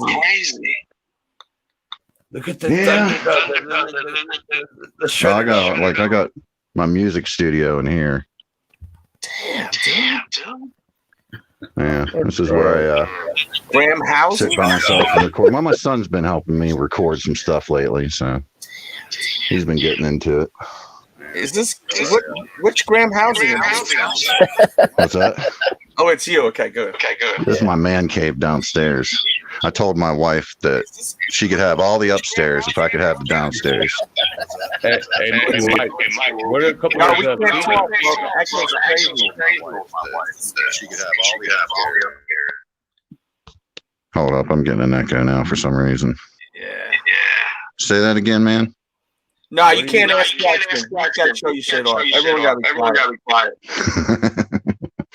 And then the final thing, I don't know if you're gonna be able to see this. I can turn some lights on, but I actually repair and restore arcade machines. And so I've kind of built up a whole arcade down here. Can you turn your phone to the side? Like this? Yeah, thank you. This is so cool. We got these.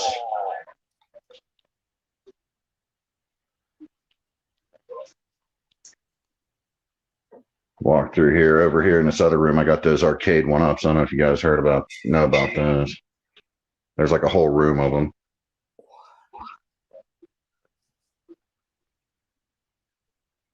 I don't know how well you can see that.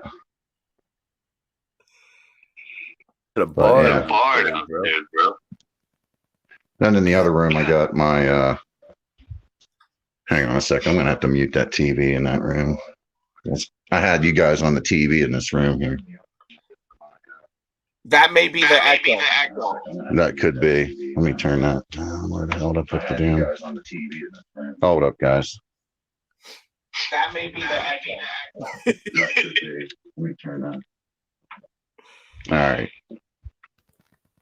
So yeah, I got my video game collection in here. Dude, this is so impressive. Like I got all kinds of shit.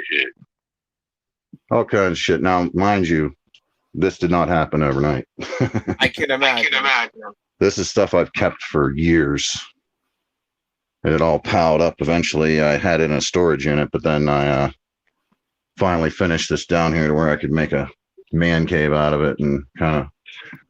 Dude, this is Brought not it all out. the Got this stuff up here. This is heaven.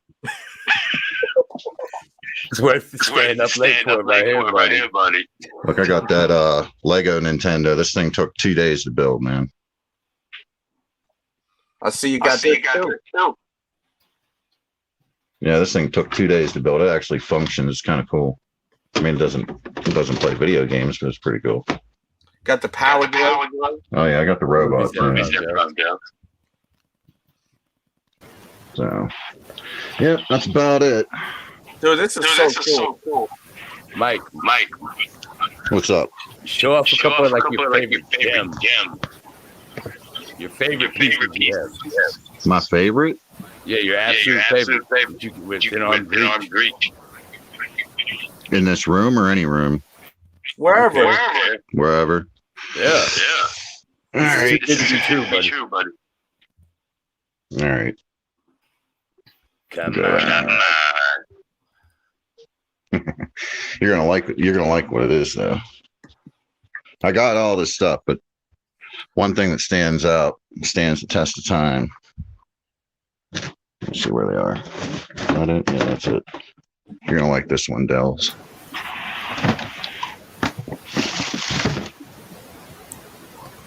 Oh yeah. All-time favorite. That. It's a shoe. Out of all this stuff, my all-time favorite thing is a shoe. So.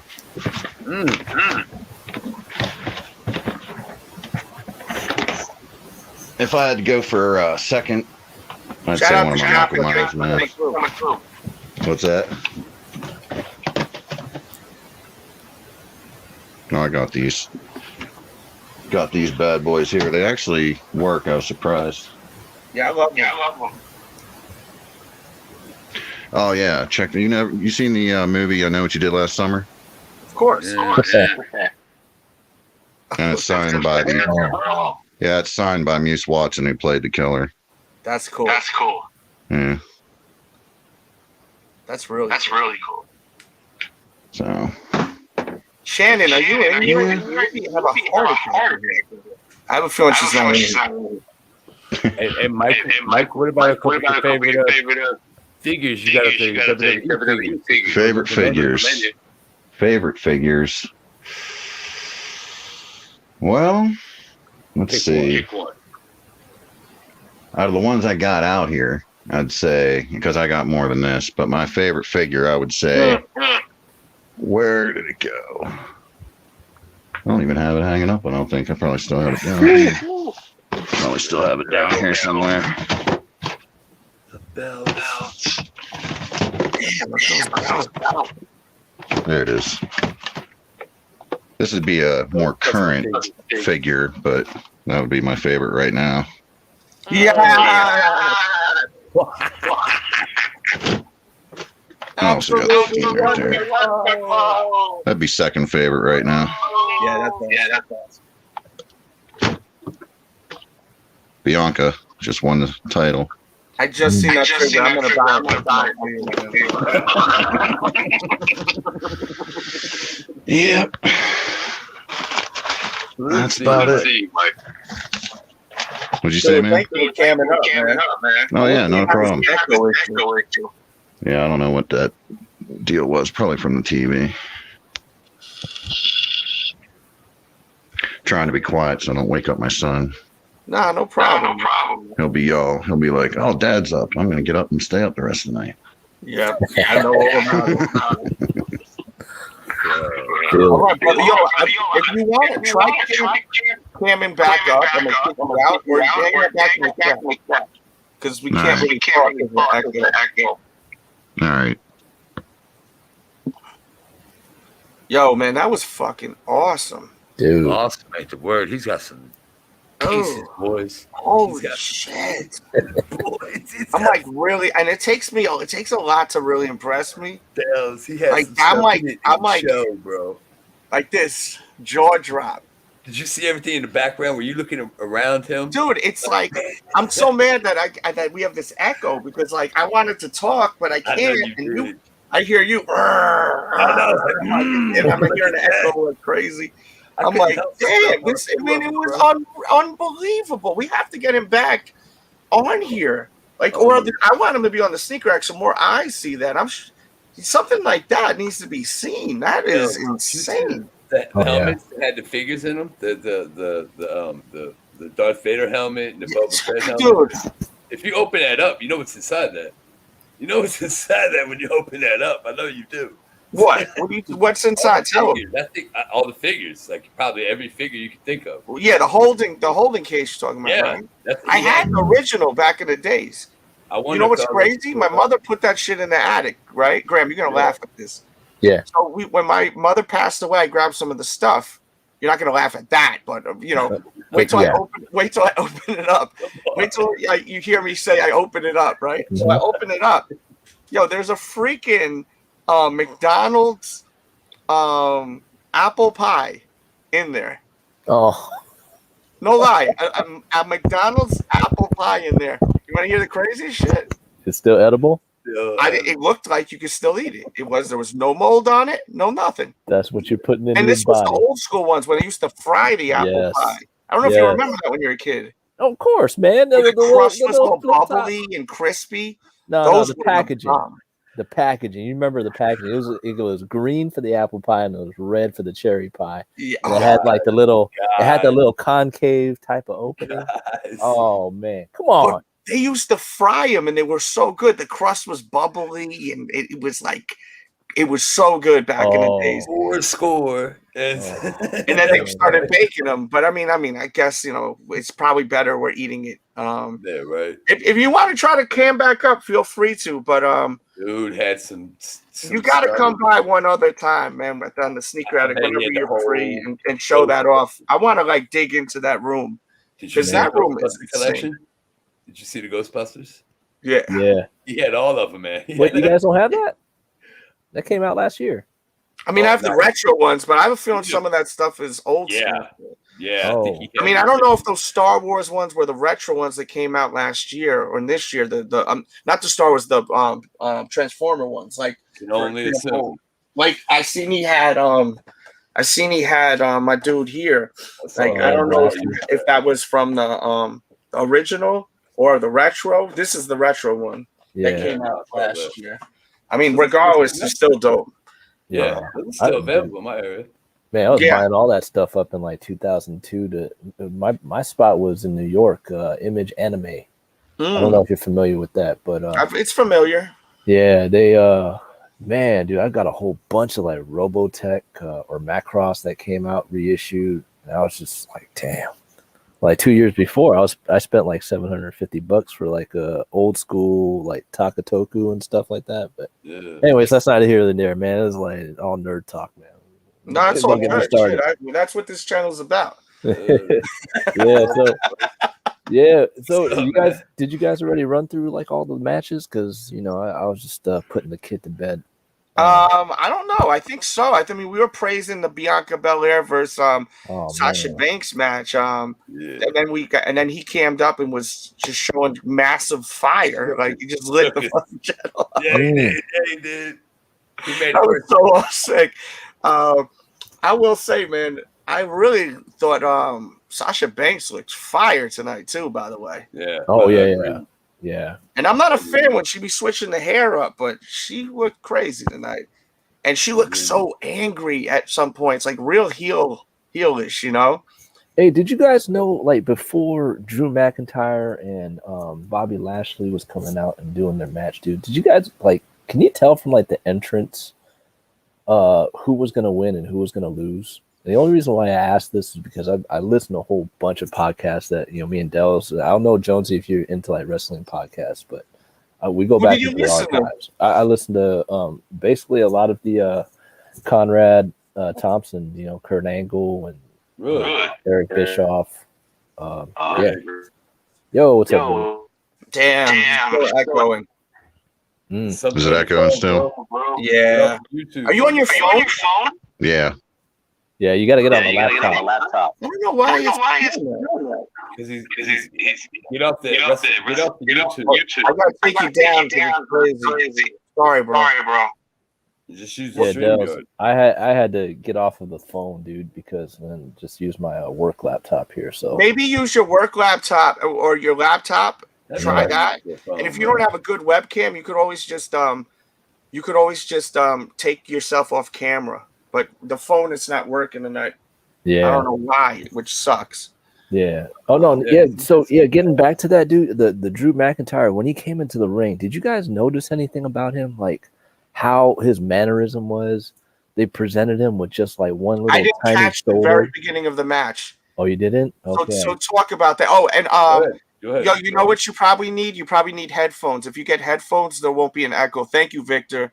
Yeah. And thank you for being a Patreon member too. Shout out to Victor in here, Patreon member. Shout out to everyone here is a Patreon member. Graham is. Shout out to Jonesy. Victor's been a Patreon member for a while. He just doesn't, leave the questions, which is totally fine. But thank you. I appreciate you, dude. Yeah, I saw Jones in the Discord. He's like, "Is this a real thing?" Yeah. I guess not. Nobody replied, Graham. Did you see that? Oh, you were in my Discord? Yeah.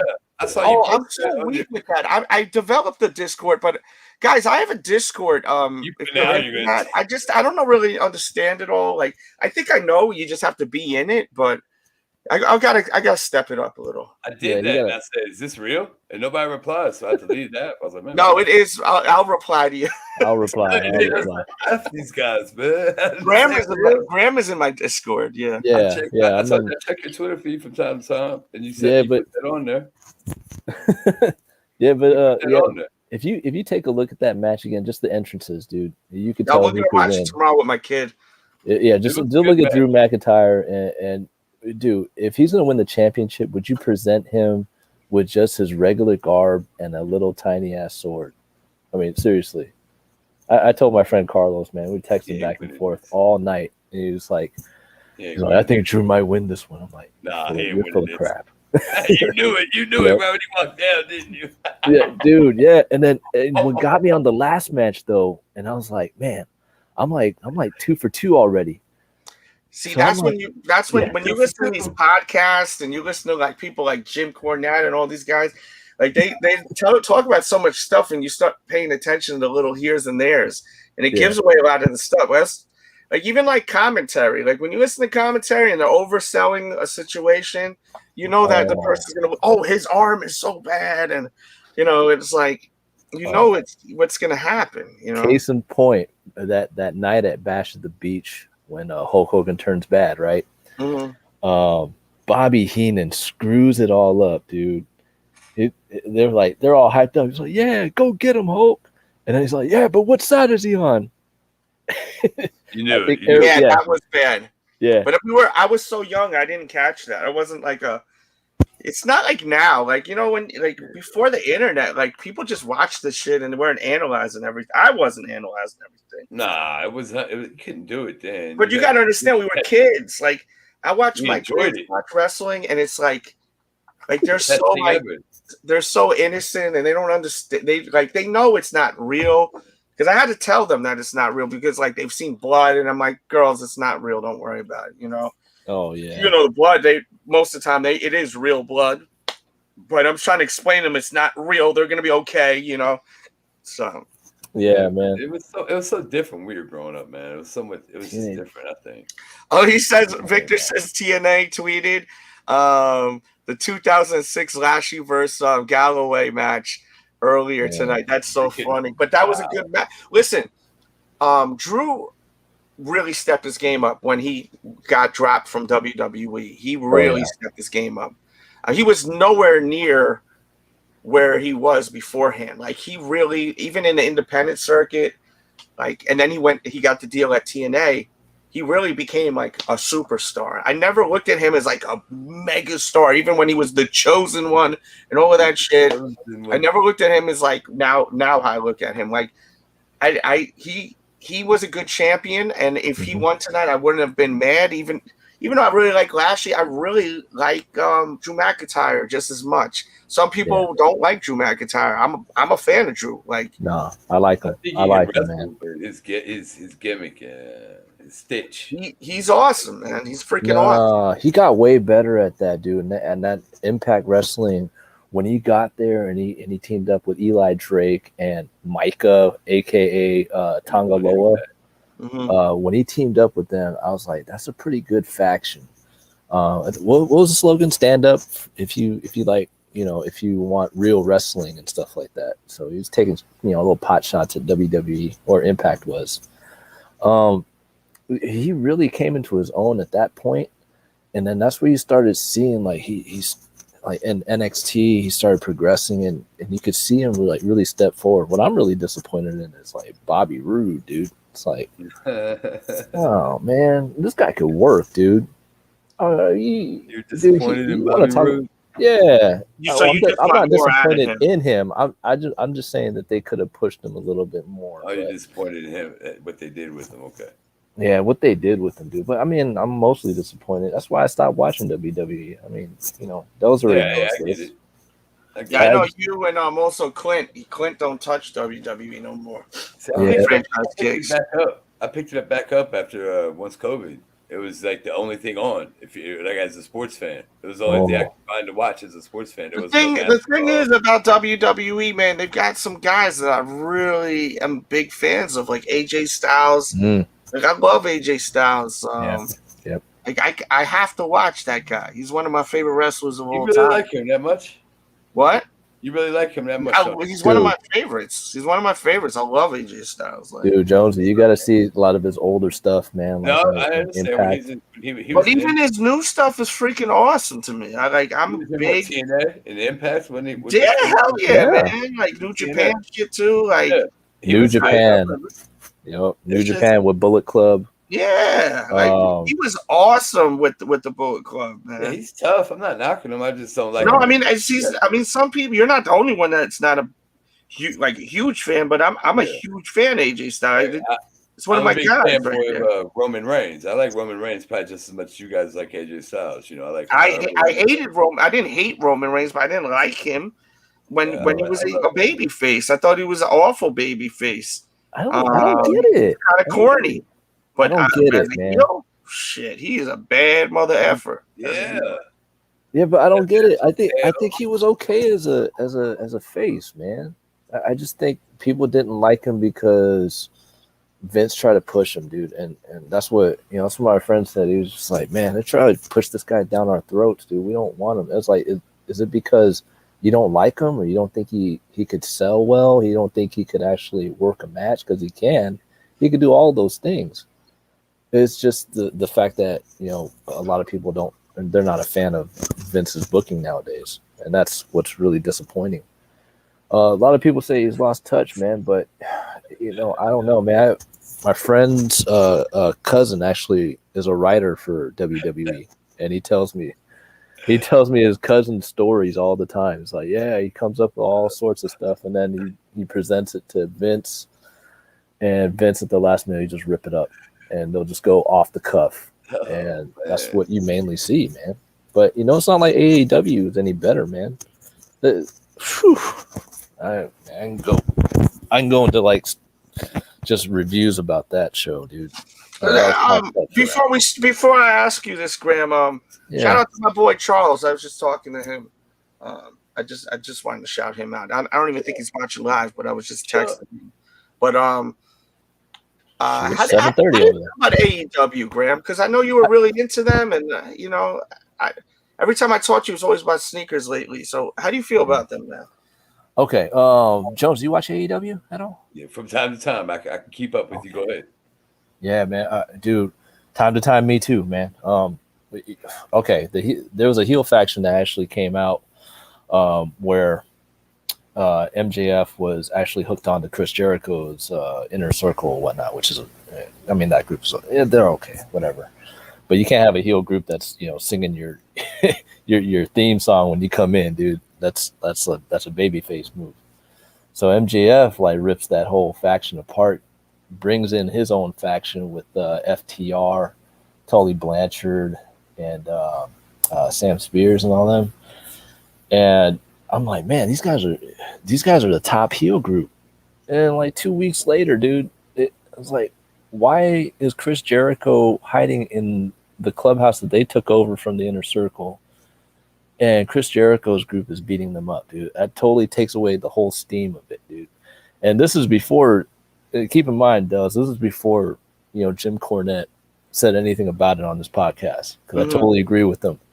I was like, that doesn't work, because I mean, this is a top heel group. You got to gain some steam. You got to gain some momentum on that. You're good.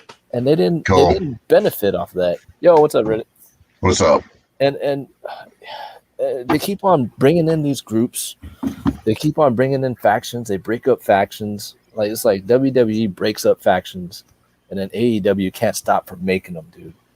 And I'm just yeah, it's weird. It's weird. I don't know what they're doing. I think they're booking AEW kind of crazy. I mean, they have their good moments, but I don't know, man. You watch AEW, bro, or no? Reddit? I do, yeah. How do you feel about it? Yeah. You dig it, or how you feel about it? I like it, but it's not. I mean, it doesn't feel. I don't know. I don't really know how I feel about it still. Yeah, I do like aspects of it. Yeah, I like aspects of it, but it's kind of hot cold, right? Yep. Yes. Yeah. That's the best way to say it. It's got its moments where it's like, hell yeah, but there's not enough of those moments. You remember that you were excited for it too, Delz, that last pay-per-view they had where they had the exploding stuff. Oh, that was horrible. A fart in the wind, you said. Yeah, I called it a fart in the wind. They had the guy with the hazmat suit and stuff. I mean, what's the guy from Yonkers? Eddie Kingston. Eddie Kingston. Rest in peace to DMX once again. And he runs up on him. He's like trying to cover him like it's an action movie with an explosion. And then there's like Gilbert sprinklers. It was so weak, man. That lost me a little bit. Like, okay, guys, come on. Yeah, they kind of. I think I stopped watching after that because I haven't been really watching. Oh. That could have been so good. The match could have been so good. Yeah, but people were like, what did you expect, too? Did you expect them to blow up the ring? I just thought the whole thing... And, the original match was like kind of like that, too, with... Who was in the original set, that kind of match? What the hell is his name? One of Mick Foley's boys. Oh, God. What was that? Terry Funk? Yeah, Terry Funk was in that. The original. Him and Sabu? I don't think it was Sabu. I forgot who he wrestled, but it was kind of like that too. It didn't really. But it was nothing really exploded. It was. It was a long time ago. Those guys. Those in Japan level probably though. Those two, whoever he was fighting, Terry Funk. I just didn't like that idea of the countdown and all of that. That was whack. Yeah. AEW. So whack. So whack. Yeah, there's moments in AEW where I feel like it feels major league, but then there's moments that follow that just feel like indie. Yeah. I don't know. It's hot and cold for sure. Like Marco's stunt. I mean, come on, man. Nah, scissors on FTR. I'm just like that off Dax. I was just like, why are you doing this, man? This is not believable. 100-pound dude is gonna head scissor you, and you're gonna like fall forwards. Come on. I don't know, man. That's kind of how I felt about like the Bad Bunny, like couple of Bad Bunny moves today. It was an entertaining match, but it was entertaining and impressive that he pulled that off because I wasn't expecting that whatsoever out of him. Me neither. But yeah, I mean, there were some unrealistic moments there, but yeah, pretty impressive otherwise. Yeah, he sold pretty good. That's what I was really impressed by. I was like, I think he couldn't have done any better than what he did. He really tried to put something. Yeah. For celebrities that come in and do stuff like that, that's definitely one of the more impressive ones. Yeah. Yeah, let's see. He does the Canadian Destroyer. The Canadian Destroyer. Yeah. Hey, give Morrison some credit on that one, man. Yeah, he sold the shit out of that. I mean, even him to be able to move like that, it's it takes two to tango on that. So yeah, no doubt. Outside of the ring too. I mean, they call it the Bunny Buster. It was a novelty buster. Match, that's a good one. Is that what we call it? Novelty match. Like it was Bunny Buster. That's what they called it, man. They called it the Bunny Buster. Yeah, they called it the Bunny Buster, man. I swear. Hey, and he sold it real well. That was an entertaining match, guys. And like Riddick said, man, you got to go with the fact that's one of the better entertaining celebrities that come out of the ring. Oh yeah. Like, I mean, he's between him and Pat McAfee. Pat McAfee impressed me. Yeah, he's good. He's good. He should continue to keep doing that. You know. You guys didn't like Mike Tyson on AEW the other night? Mike Tyson didn't impress you guys on AEW the other night? Oh, I didn't see that, man. I was. Really? Did you see it? Missed it. You guys didn't see it? Oh, dude, when they take off their top heel group, dude, and they ruin it, like, why should I even come back? I want to see what MJF does, you know. But it loses some steam when he gets his ass. You kind of knew that was going to happen. MJF is a scumbag. You knew he was going to turn on Jericho. If you think about it. Yeah, but you know you got to do it cleverly, not like that. It totally washed him. Yeah. Like, man. Maybe like, man. I like this new faction over the Circle. The Circle is kind of like they don't look right together. You know, it's like the freaking Village people. You know what I mean? It's like a whole bunch of different people coming together. You know, you got Santino and Ortiz. They look like they New York guys hanging out in the streets. Yeah. Then you got Jericho, who's Jericho, and then you got freaking Sammy Guevara, who looks like he's banging every chick in sight and hanging out at the college bars. You know, it's like they don't match. You know, and then you have what the hell is his name? We the People, who's just kind of I like him a lot, but it's just it's like that's why I compare to the Village people. You got the Indian guy, you got the construction guy, they got the sailor, it's like it's weird to me. You know, it's not working for me. Yeah, but this new faction, these guys all actually look all good together, you know. Yeah, they do. And MJF, dude, he's got the verbals, man. That dude's a star, dude. I'm surprised Cornette didn't rip him for when he was wearing that tan, the spray tan. Did you see his face? That promo he got? He looked more armed. When Cornette rips people, it's hilarious. Oh, dude, Cornette is so funny, dude. Oh, it's hilarious. Lazy bucking. Some people really hate him, but I mean, I don't know how I could hate him. I mean, some of the stuff he says is not correct, but it's so over the top. It's entertaining. Yeah, he's always over the top. The dude. Shit, I bought his action figure, man. I wouldn't do that for many people that are retired, in the business. Get shipping? Right. I didn't get shipping yet. I didn't get shipping either. I only bought one figure. I kind of wish I bought two, but yeah, I can only get one, dude. Yeah, I mean they're a little pricey, so I kind of bought it. I wanted to buy it just to support him because I listen to him all the time, Yeah. Like I don't really want his figure, but I want to support him. Man, I hated him back in the days, dude. I've always loved him. Yeah. Is his podcast worth a shit? Oh, dude. His podcast is my favorite. Really? One of my favorites, dude. yeah. I hated him in a good way because when I was a kid, I always was like, he'd piss me off and I want to smack him over the head with his tennis racket, dude. Oh, yeah. I'll check it out. It was good kind of hate. I'll check him out. Oh, you have to agree with Riddick. Check it out on YouTube. It's so good, man. I will. I listen to a lot of those guys, but I never even gave him a shot, man. I stopped listening to a lot of podcasts. Like I used to listen to. I do too. To Don Tony and Kevin Castle. Do you guys ever listen to them or no? I tried, man. I tried to. But Don Tony changed a lot. He kind of became kind of like a douchebag. I used to be really close to him.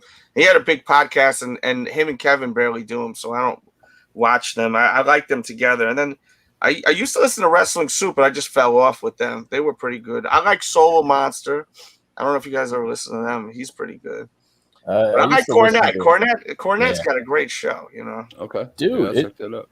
It's been going on for like how many years? Like 6 years now. I love it. I think it's my favorite wrestling show by far. Podcast. What's your favorite podcast? Period.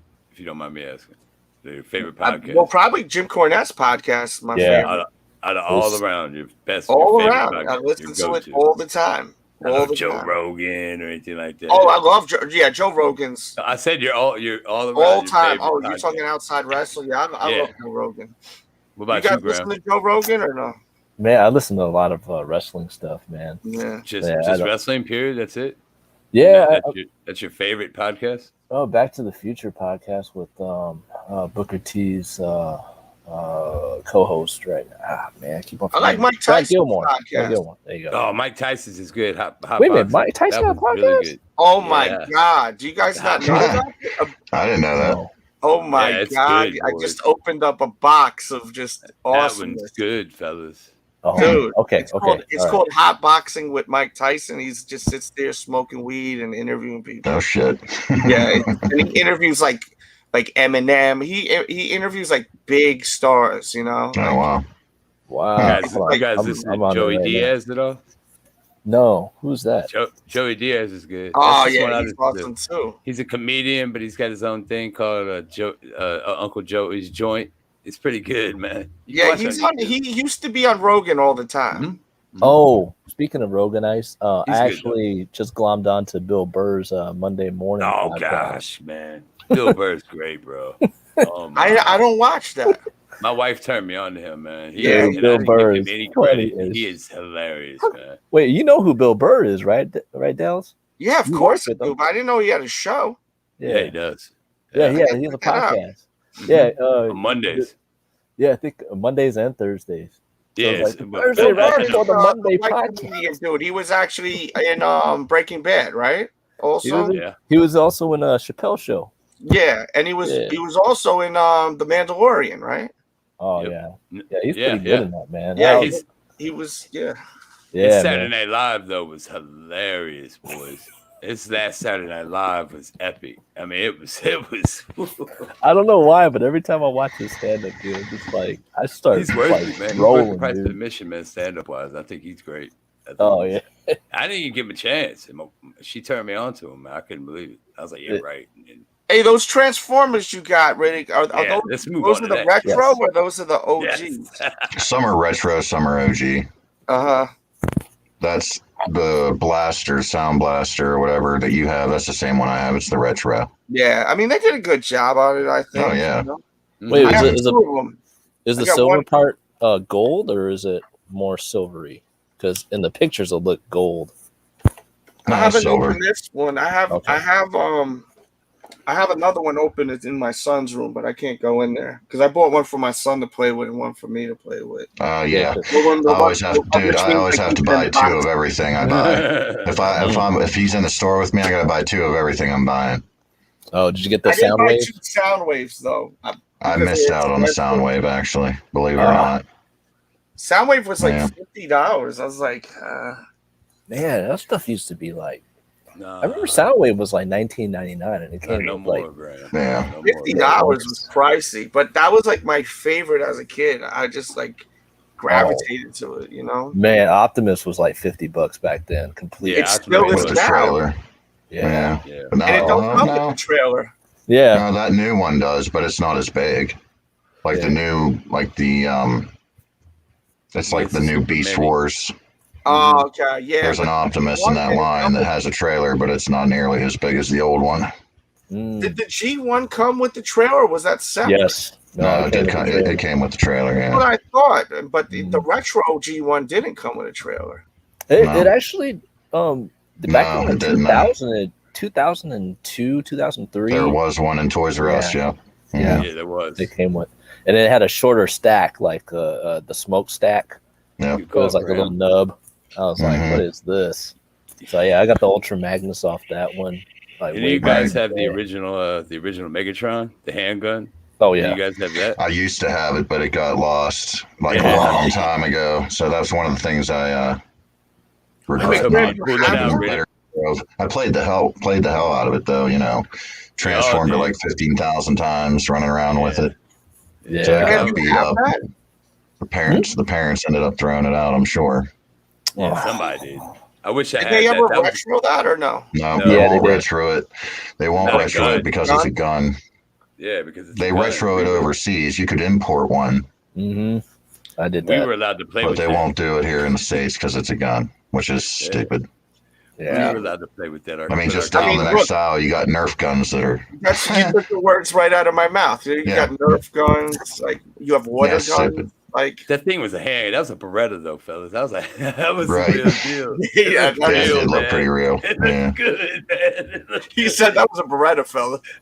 Come All on, you gotta do boy. is put an orange plug in that barrel. I don't know why Yeah. they don't just do I it. know. Yeah. But They ain't but it gonna was- do it though. that's the gem of I think of Transformers. If you had if you pulled that out, I'd be like, okay, good night. See you tomorrow. See you after show tomorrow, Delz. Good night. Right. Oh man. Hey, Riddick, you got any like the OG like Jetfire? Anything like that? No, I had that thing for the longest time, and then it got lost in the shuffle somewhere. I had no idea what happened to it. It was beat to hell, but yeah, What's the deal with the didn't turtle survive. suit you have? What's the deal with the turtle suit you have, bro? Oh, that's like a full-blown movie suit. Really? Oh yeah. Wait a minute. Is that from the Raphael or what? Yeah, it's Raphael. Mm-hmm. Really? Is that from 1990? From the 90s? It's not. It's a replica of one. It's not from the. It's not like it's a prop. Really? But yeah, it's Wow. it's a Do they replica. make fake? Do they not to interrupt? Do they make fake Megatron like G1 toys or no? Yeah. Or is everything on eBay pretty Here, I safe? have a picture of me wearing that turtle costume. Let me see if I can bring it up and show you. Yes, please do. Where'd you find that at, Delz? On eBay, it's right now the bids. It's $405. 14 bids. Forget it. No, you could tell what's original just That's based on the expensive. stamp, especially if it's used. Like it'll say like Takara or Hasbro if it was like a US release. I so want one right now. Like this is like this is a used one. 40. I'm like, It's okay, weathered. cool. It's See how dope that is? See, look at that. Yeah, I got the retro version back in like 2007, but it's from Japan. I'm so wanting to buy this right now. I always buy crazy shit at night, late night. 400 though? Yeah. I don't know. That's No, a dude. super bad night. Yo, look at this one. This one they charge. This one they charging $655 a best offer. Damn, it's crazy. It's inbox OG. Yeah. I don't know. Not 655, dog. Nah, I can't do that. No. I could. You think that? Nah. Yeah, I had I that thought you were one. gonna get out 40 or 60, like something like that. It'd have to be like 200, something like that. Okay. Look at that. let's That's see pretty this. cool, Riddick. Oh, hold on. Let me make them full screen. 10 Oh minutes shit, my bad. Let me get this light out of there. 10 minutes. Suit. Oh wow, that's insane. Dude, that is That's from awesome. the 90s, What the fellas. heck? That's him, isn't it? That's Dude. incredible. Dude, Who made that? It's called the Prop Shop, Mhm. That's and amazing. you just tell them your size and like what you wear and stuff, and it was $1,200. Whoa. Yeah, that's well worth it. It looked freaking real. That's Yeah, worth yeah. it. We're crying about 600 for a tour. He bought 1,200. Yeah, but that's an outfit. Like you wear that out like Halloween or just like that's freaking insane. That's any time of the year, honey. Try and I find don't it. think I don't even think that's bad for that. It's Ninja Turtle night. She's playing April O'Neil. Every Let me find Wednesday. a couple other ones here. Put your April O'Neil suit on, baby. You're killing me, son. Man. You got the real side with it? Turtle night. TMNT Yeah, night on yeah, Wednesday. yeah. Oh yeah, you got the. That's so. Oh, it's got the game too. Is that in the other room? The game? Yep. Yeah, I can. Oh, that game! I pumped so much money to that game. Oh my That- god, the that money I put X-Men. in that game too. It Remember was. when X-Men came out? You got the X-Men game too? What was that? I don't have the X-Men. Oh, when that came out with Colossus and everything. I will say, Oh, man, I you played the gotta hell out of it in the arcade, though. You're in. This is your basement right here. Yeah. This shit is very impressive, man. I'm like Yeah. super impressed by it, man. Yeah, It's incredible. That Turtles game. Wow. When that came Shit, out. man. Dude, I need man, a tour if I'm ever in your city, man. If I'm in Pittsburgh, so okay, I'll you ain't too awful far away. yeah, I need a tour, man. Like that's incredible. Dude, Delz, you need to make Riddick a regular on the Delz Toy Show because he's got gotta some get heat, his own dude. big. Well, I make him a regular here. I don't know what the hell's going on this channel. I'm trying to figure it out. Yeah, it's time to adapt because you're gonna have people going back to work. So the Friday night lives. I didn't realize what you were saying. That made a lot of sense yesterday. Yeah. What you said. People are going back out and hanging out too at night. Yeah, Places are open. And whenever they want a show to die, they always put it on Friday nights. Like Dark Angel. I'm just like Friday night. I'm not doing that. No, I'm I out. keep forgetting COVID's done, basically. Yeah, dude. So, Yeah, but your age group though, does your demographic. Think about that. Your demographic ain't that going out crowd, dog. No, you're right. But my demographic is 25 and up, basically. Yeah, so 25 to 40 is my 30 to 40 is most of my demographic. Yeah, a lot of those folks are married and not going out too much. Yeah. I mean, I like listen. The thing last night was I don't go anywhere. I'm married with child, so yeah. Dude, we're all. The thing about last night is I learned if I'm doing a battle like we did last night with like 6-7 people, we got to do best out of 3 because it was too long. For that, you were like, no, let's do 5. I didn't realize what I was getting myself into because it was like 5-6 hours, and I was like, dude, man, like this is insane, you know? Well, if you guys like horror movies, I'll show you some pictures of me in some of those costumes I have. Oh, cool.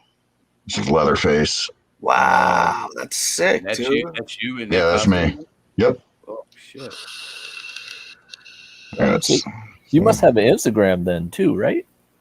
Got to. I do have an Instagram, but I've only ever posted like one thing on it. I have my YouTube channel, which all it is a bike channel. I ride my bike and record and just post videos of me riding my bike. What's your YouTube channel? Should be Riddick. Okay, cool. Make sure you guys subscribe to him. Hey, what's up, DJ? How what did you think of the show tonight, man? Oh man, that WrestleMania at first the delay kind of threw me off guard because I was like, I thought they were supposed to start, and then I guess they had that weather delay for like a half an hour. But I was shocked that they did Bobby Lashley the first match. Yeah, I missed a lot. I freaking was caught up doing a bunch of stuff, and then I turned it on at like 8:45, and the match was going on. I said, "What did I miss?" So I was trying to go. I didn't even download the app yet on my PlayStation downstairs because I was telling y'all I have the Fire Stick, and I was having trouble with everything because you can't get the app on the Fire Stick. I think if you hack, Allie tried helping me out with that too. Shout out to Allie. Yeah, that's why I was telling you earlier in the morning about the whole app and everything with the peacock shit. Pause. You know what I'm saying? Because I knew it was going to be trying to kind of trouble for the Fire Stick with people who had Fire Sticks. Because a lot of people I know had the Fire Sticks where I went to watch it. They was having the same problem. Mm-hmm. So I just used my my Peacock account and just logged right on in, and it just went straight on type stuff. But so what I did was I just downloaded it on my PlayStation, watched it. But what I was watching, I watched it from my Xbox.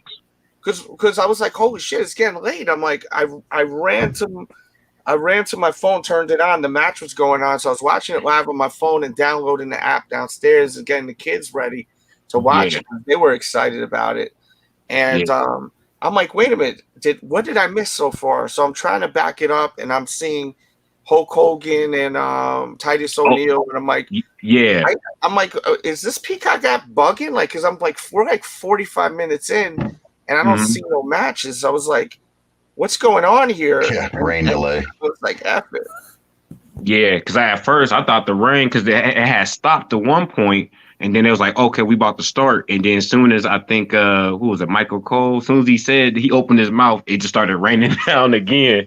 And they had to put the ponchos on, the little rain suits on and stuff like that. So it was like at least almost an hour delay.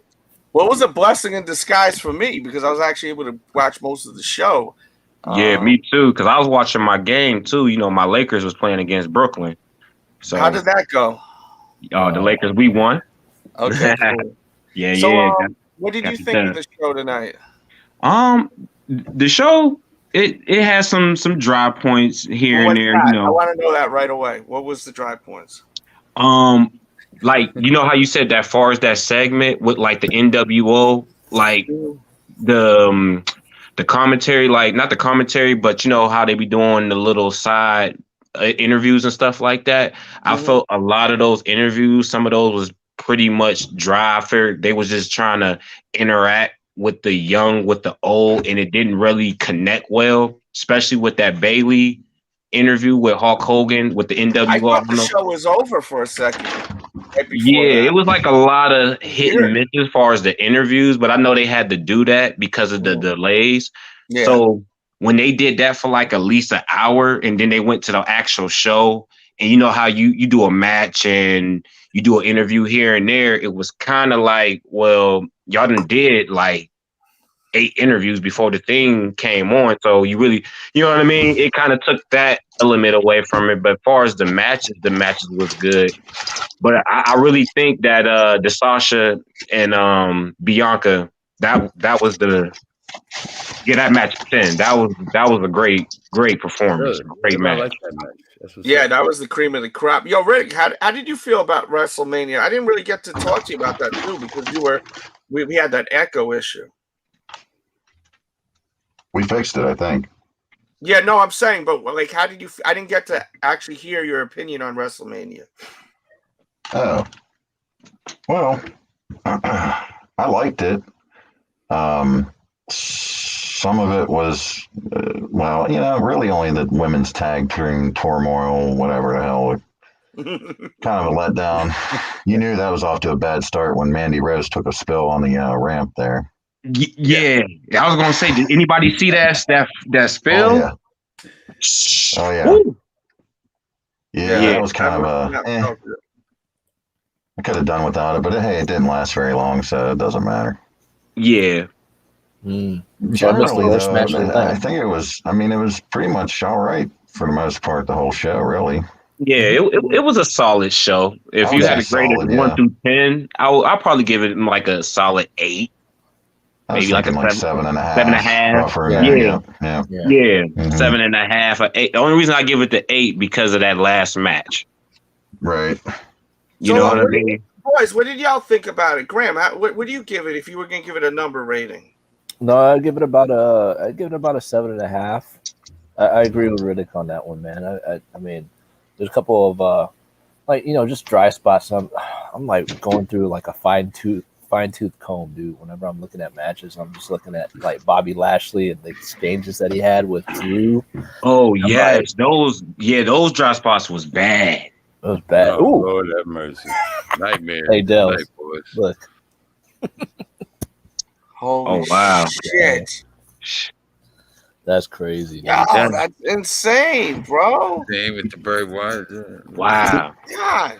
That's the thing, man. If you knew it wasn't Bray Wyatt and he took a long time off, changed his body, and he came back with that mask on, how would you? I'd feel a hell of a lot better about his character. Oh man, yeah. They need to, whoever did that mask, they need to give him some credit because that's fire right there. Vic said, "Yo, did you catch the nip flips?" No, who? What? He said, "What?" What? Yeah, what? Who? The nip flips. I'm like, who? Cheeks, but no nip slip. Yeah, we see. Yo, did y'all notice that it was a lot of ass slapping too? Yeah, there was. Dude, the women. Yeah, it was a lot of ass slapping. I enjoyed that. My wife's mother was like, "Oh my God, these girls have no clothes on." Like, doing a lot of buns and that. Lot of buns. Hey, Dale, remember that part in House Party 3 when when Immature was like, "Hey, Grandma, why don't you watch some Ninja Turtles?" She like, "Boy, that ain't Ninja Turtles, that's ass." Man, they were showing a lot of cheeks during that match. Holy moly! Let's just say the yams was out. Yeah, I can't stand it when Nori says that, man. It sounds some cornball stuff, man. Every time Nori sounds that, it sounds like it's some cornball shit, man. He's on some other stuff, you know. Yeah, I know when you watch it, he's super. He's like like on a code like orange and red. I think he says that because when you swear a lot, you get demonetized. That's what it is. So he tries to, say stuff like, because I try to do that too, because if I swear too much, then it gets Look, we've been here for 2 hours. I mean, I'm gonna be honest with you, I'm not looking at making money on this tonight. I like just hanging out with the boys right now and talking about wrestling, you know. But like that's like I know this ain't the big channel. If I wanted to make money, I'd go on the sneaker attic and do that. Like I'm just hanging out. Okay, so that's But you said that's why he says that on Drink Champs, so it doesn't get any kind of. Yeah, I think he does that. Yeah. Because I was going to ask you about that, Delz, too. So you got the two. So you basically got like the Sneaker Addict channel is basically like your PG-13, and then this is like your rated R. No, I don't want to go rated R here. Well, you know what I mean. Like I'm trying to develop this into something, but I know I'm not going to get a lot of views. I mean, on the playback, we may hit. On the playback, I think we'll do all right on this show. Nah, you gonna get some views though. Like you know, it's you know what. It's with yours. I'd rather be. You know how they say the turtle in the hare. The turtle wins the race. Yeah, that's more like your field. You know what I'm saying? Yeah. Like, let the fast guys get their fast reviews. You know what I'm saying? Because that slowly plays out. But with you, it's longevity. Well, Jones told me that Jones seems to pay attention. Like he said something last night. He said, "Well, this will get more views on the playback, the stream when we were like 5 hours in, like, and it did. Like, it got more views on the playback." Because I watched it while I was cutting grass and stuff later. You know what I'm saying? So you cut grass for 5 hours? I cut the grass. That's a big lawn, bro. That's a big lawn. I have I do my landscaping company. Okay, and there's a lot of money in that. Yeah, so I cut like 10 yards a day. So I watched the whole thing. A lot of money in that. Wait a minute, you're not milking it enough then, dude. 10 yards in 5 hours? No. I just did. That was just for today because it rained. Yeah. We had rain here too. Yeah, we usually do about anywhere from like 30 to 35 yards a day. Man. Yeah, there's a lot of money in that. Yeah.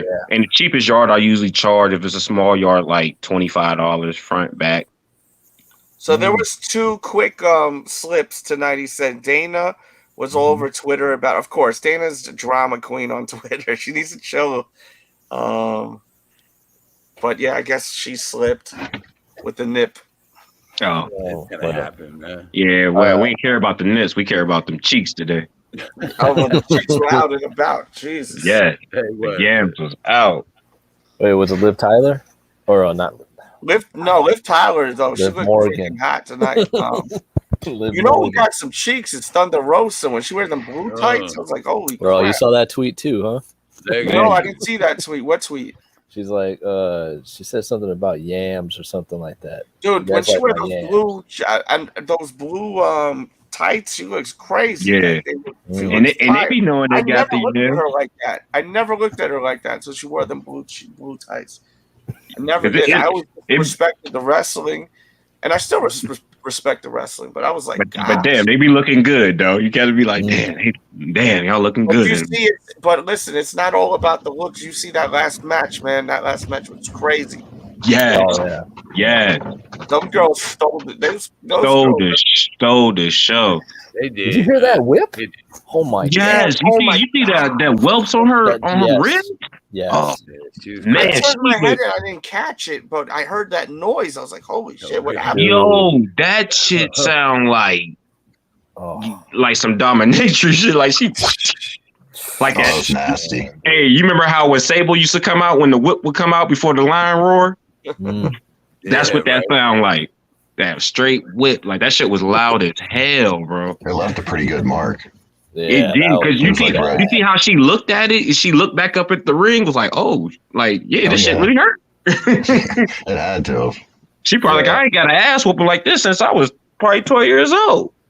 Yeah, that's the only ring entrance guess on the winner that I lost on, because I was like, Bianca Belair, she looks like she's excited, but not too terribly excited. And then Sasha Banks was over the top. But then, like, I think the last thing she said before the match started was like, you got nothing or something like that. And I was like, why is she saying that? And it's like, man, she might lose tonight. Yeah. Because I was thinking that, Sasha was going to win. And, we'll bring I kind of figured she was going to put her over just be, Sasha's doing a lot of big shit in Hollywood. I wouldn't be surprised if she about to shoot. Yeah. I was just about to say that. Yeah. She's about to start going into that Rock moment, like in the movies and stuff like that. And then on top of that, her cousin is Snoop. So, but she really did good on Mandalorian. I liked her in Mandalorian. Yeah, she did her thing. I did that from apart, but she did her thing, Yeah, I can see her doing a lot more movies and stuff like that, or shows or whatever. Yeah, she got it. Big star. Big star. Wait, was that her action figure that came out on Hasbro Pulse Day yesterday? I didn't catch that. Oh, I forgot the character's name, man. Riddick, you know that one? Mandalorian? I can't remember the character's name actually. Now that you're bringing it But up, she looked like like an actress. You know, she was like official. Yeah. You know. She did her thing. Listen, wrestling is acting, man. Like people, and that's the thing. Like, wrestlers don't get enough respect, man. Like, they really don't. They really don't for the hard work. They get, like, fans look at them as just like these like real wrestling people. Like, they're acting. You know, they're not really Sasha Banks. They're not really, you know. Yeah, like whatever Bray Wyatt, you know, Bray Wyatt isn't really the Fiend, you know. It's like live theater. Yeah, right. You said it right, right. It's no different than live theater. You go to a theater, you see like a live show on stage. Yeah. I mean, but fans are psycho. You know, they look at it like it's real. And it's I did when I was young. Hey, what's up, dude? How you doing, WWF? Hit the thumbs up on everyone that's walking in here, please, too. Yeah, you know, after a certain amount of falls, but yeah, it was looking good tonight. Yeah, I like that live theater statement. That was dope, man. That's that's like the best. That's like one of the best analogies for it, because that's basically what it is. Exactly. Yeah, but they work very hard. You know, I got a new because I watch I like what's that 83 Weeks with the Eric Bischoff. Yeah, you know, and the Jen Ross, and I've been watching that, but you get a whole nother respect of the behind the scenes and the writers, how much they gotta write and who get fired, and they gotta, you know, and all this extra stuff. It's a lot to play into that, and like you said, a lot of the fans, you know, they just think, you know, get in the ring and not the old fan, let's say the new generation fans, they think it's just putting on some tights and get in there, lift some weights and do your it's a whole bunch of work into that, you know. Yeah, psychology. Shout out to Grimm's Toy Show. He proposed to his girl tonight on congrats. Yeah. On YouTube, Grimm's Toy Show. I used to watch him tonight. I used to watch him back in the days, but I follow his Twitter still. Okay. I like his ex-wife Barb. She's cool too. Like, but you know, shout out to him. You know. Hey, Delz, did you luck up later on any other day for the Raging Bulls? No, I struck out. Unfortunately, we got the Dodgers though. Yeah, I got the Dodgers. Yeah, because we was on the live this morning. I wish I was your size. I would hook you up. I feel bad. That's all good. I'm gonna get him eventually. It's no big deal. You got a broke ass motherfucker. You got money. I'm not paying for those though. I want those to be. I mean, they're 250, 260. That's not bad. No, that's what I'm saying. The resale ain't that crazy on them. But if you give them a couple weeks after those eights fall, I'd rather pay for those. If I'm gonna pay for something, I gotta get the eights. If I'm gonna pay, I'd rather pay for the eights, man. That are dropping here. If I'm a miss, man, I can't believe people are still fighting over Raging Bulls. Oh my god! Scrapping over the video. Oh that my was god, disgusting. It was going around everywhere, man. I was like, out of that they whole weren't even pack. that great. I understand the nostalgia behind them, but I heard they weren't that great. If you are gonna get into a physical fight over a sneaker, that's pretty fucking embarrassing, no? Yeah, like that's crazy. That's doing. I ain't gonna lie. I've been pissed off when I was a young buck off some kicks. Yeah, I've been heated. But I don't know, man. Like it's one thing you coming out the store and somebody try to snatch your bag, then I got to beat you up. But just to be fighting, just to fight you, you know what I'm saying? That's different. You trying to take something that I paid for. Bag. That's different. I got to whoop that ass. But I think that may have been the case. It was crazy because if you watch that video, like you see, like one of the kids just laid out on the floor. Like everyone's paying attention to like inside the store, but when the camera pans out to where the walkway is. Yeah, outside of the store, you see the dude was just laying down on the ground, dude. That was disgusting, man. Come on. Hey Graham, can I ask you a question? Have you seen these new Toro 5s, these Raging Bull 5s? Have you seen them in hand yet? The new ones? No, I got the old ones. Yeah, I ain't got mine. Well, I hit on Sneaker App this morning, so I gotta wait. Oh, there you go. Yeah, I was just curious to know if anybody saw them. The most honest review I saw that out of everybody that I've seen on there was our boy that comes on here, SUSD. He actually picked up a pair today, and he did a review. Oh, sneaker. Yo, he was supposed to come here live. What the hell? Where you at, bro? SUSD. Yeah, he was supposed to come. I don't want to put his real name out there or anything, but you know what was cool? Just I'm not trying to harp on him too long while we're on here, but I got this email from this wrestling thing called Wrestling Crate, Wrestling in a Box. Oh yeah, he reviews them all the time. Yeah, and then I scroll down to the bottom of my email, and there's his jolly face right on there, smiling in my email, my Yahoo account. Like, how'd he? Yeah, happy guy, but shit, that's nothing wrong with that. No, that's dope. I thought it was cool. I sent him a message on his thing, like, hey man, when I did one of his when I comment on one of his reviews, say, hey man, for some reason you're in my email account. How'd that happen? I thought it was cool. Hey, hey, DJ, do us all a favor, dude. When you do get those Raging Bull 5s, man, the problem I got with the 5s is the puffy ass tongue and the over shininess of the 3M. Because when we had the OGs, man, it was subtle, it was flatter. And it wasn't as high too, and I don't know. I guess I'm just getting old. Okay, so you're saying check like the tongue. You said the tongue is if it's still puffy. If it's still puffy and shiny. I've seen the Fugazis on the internet, and they look crazy puffy. Yeah, them ones on the internet were crazy. I don't like 5 too much. That's probably one of my least favorite. How dare you?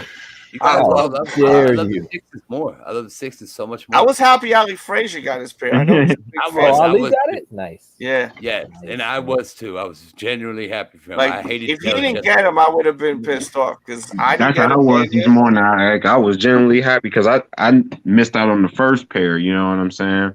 Yeah, if I got him, I got him. Yeah, for me to get this pair, I was like, yeah, because this morning I was like, man, I'm about to try to probably take this L because I missed out. What was that Friday when they did the city releases and stuff like that? Like sporadically, what was that? Like 5:30, they was doing the Raging Bull. You live in Ohio, DJ. You live in Ohio, right? Yeah. Didn't you say young staff? They don't have no.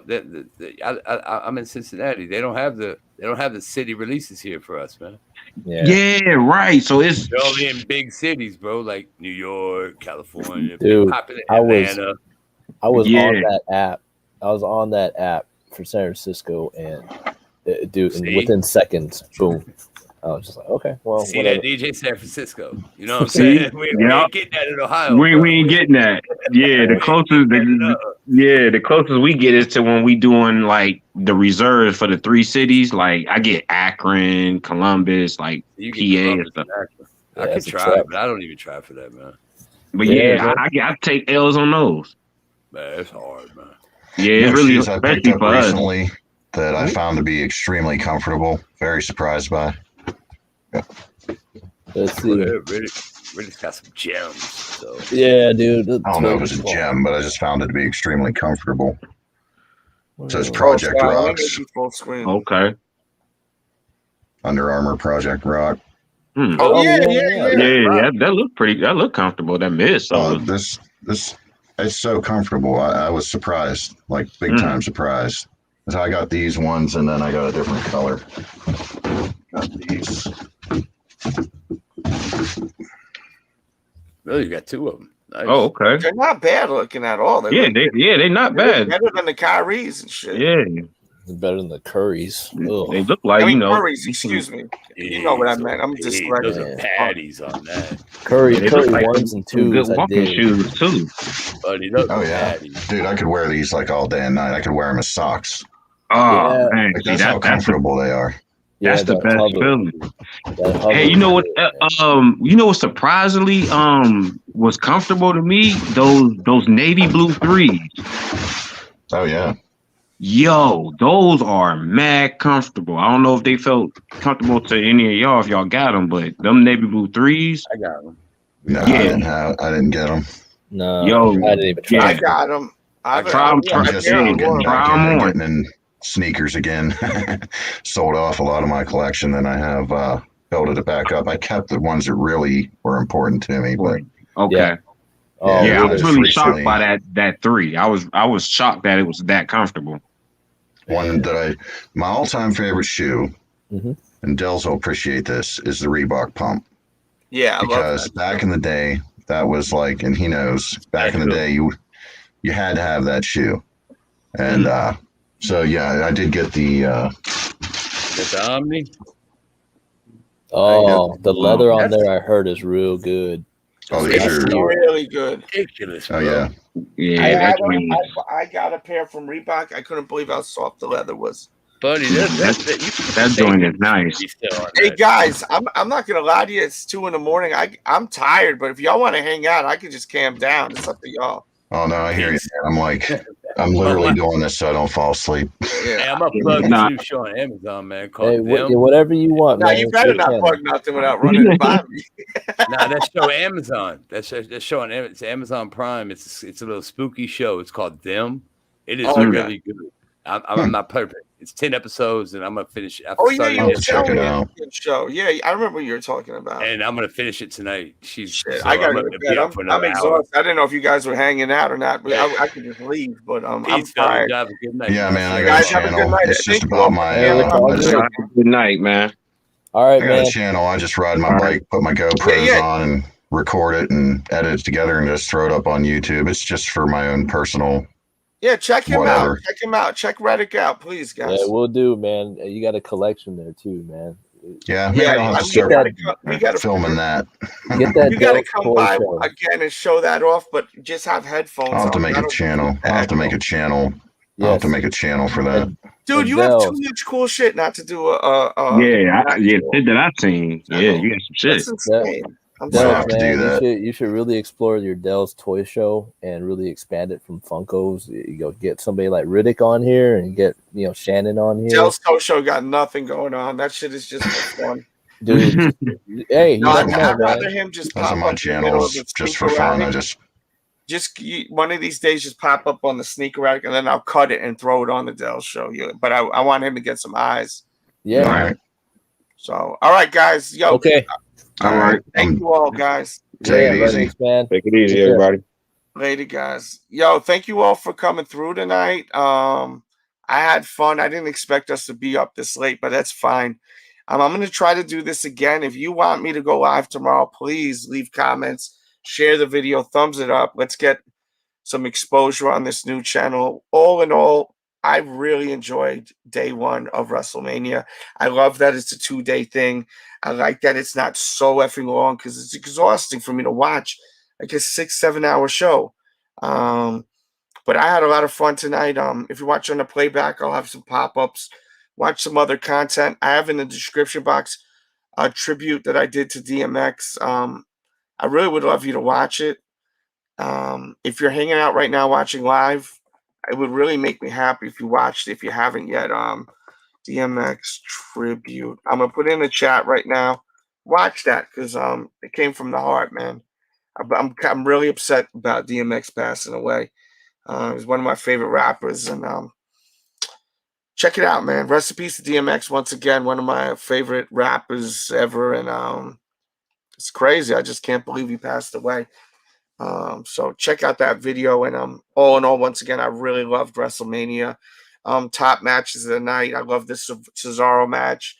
I love the opening match. I think that it was a great way to finish it off with Lashley, just yoking him out. He didn't get pinned. He passed out. I like how he didn't get pinned because I think Drew McIntyre still has some worth. I love the Bianca Belair versus Sasha Banks match. I even liked the steel cage match. It was pretty good. One thing we didn't talk about, I like how they ripped open the cage when he stopped him from going over. When he grabbed him by his hand, I was wondering, what the hell is he going to do? And then when he ripped the cage, I don't think I've ever seen that done before. So I really thought that was cool. Share your thoughts in the comments. If you enjoyed the show, copy, paste the link, and post on your Twitter, your Facebook, DM some people. We're trying to make this show grow. So thank you very much. I'm losing my voice. It's crazy. I'm losing my voice again. I was losing it last week, and then it came back, and I'm losing it again. And if I brought any joy to your life, across the screen, we have the PayPal, the Cash App. If you want to send any donations, it's always appreciated. That bump was really extreme. I agree with you, Victor. I mean, it was so extreme. But you know, he's like a rock star. You know, he wants to show that he wants to make an impact. You know, but I wish he would stop doing these bumps because I really I'm a big fan of Shane McMahon and I respect him. I don't think he needs to do that. He's too dangerous at his age. He's getting older. And I would hope that he would stop doing that. So I agree with you. Definitely. Thanks for tuning in, guys. You could be anywhere in the world. You here with me. I appreciate it. Much love. Thumbs it up on the way out. And if you're watching on the playback, you should see some pop-ups. Watch another video. We out.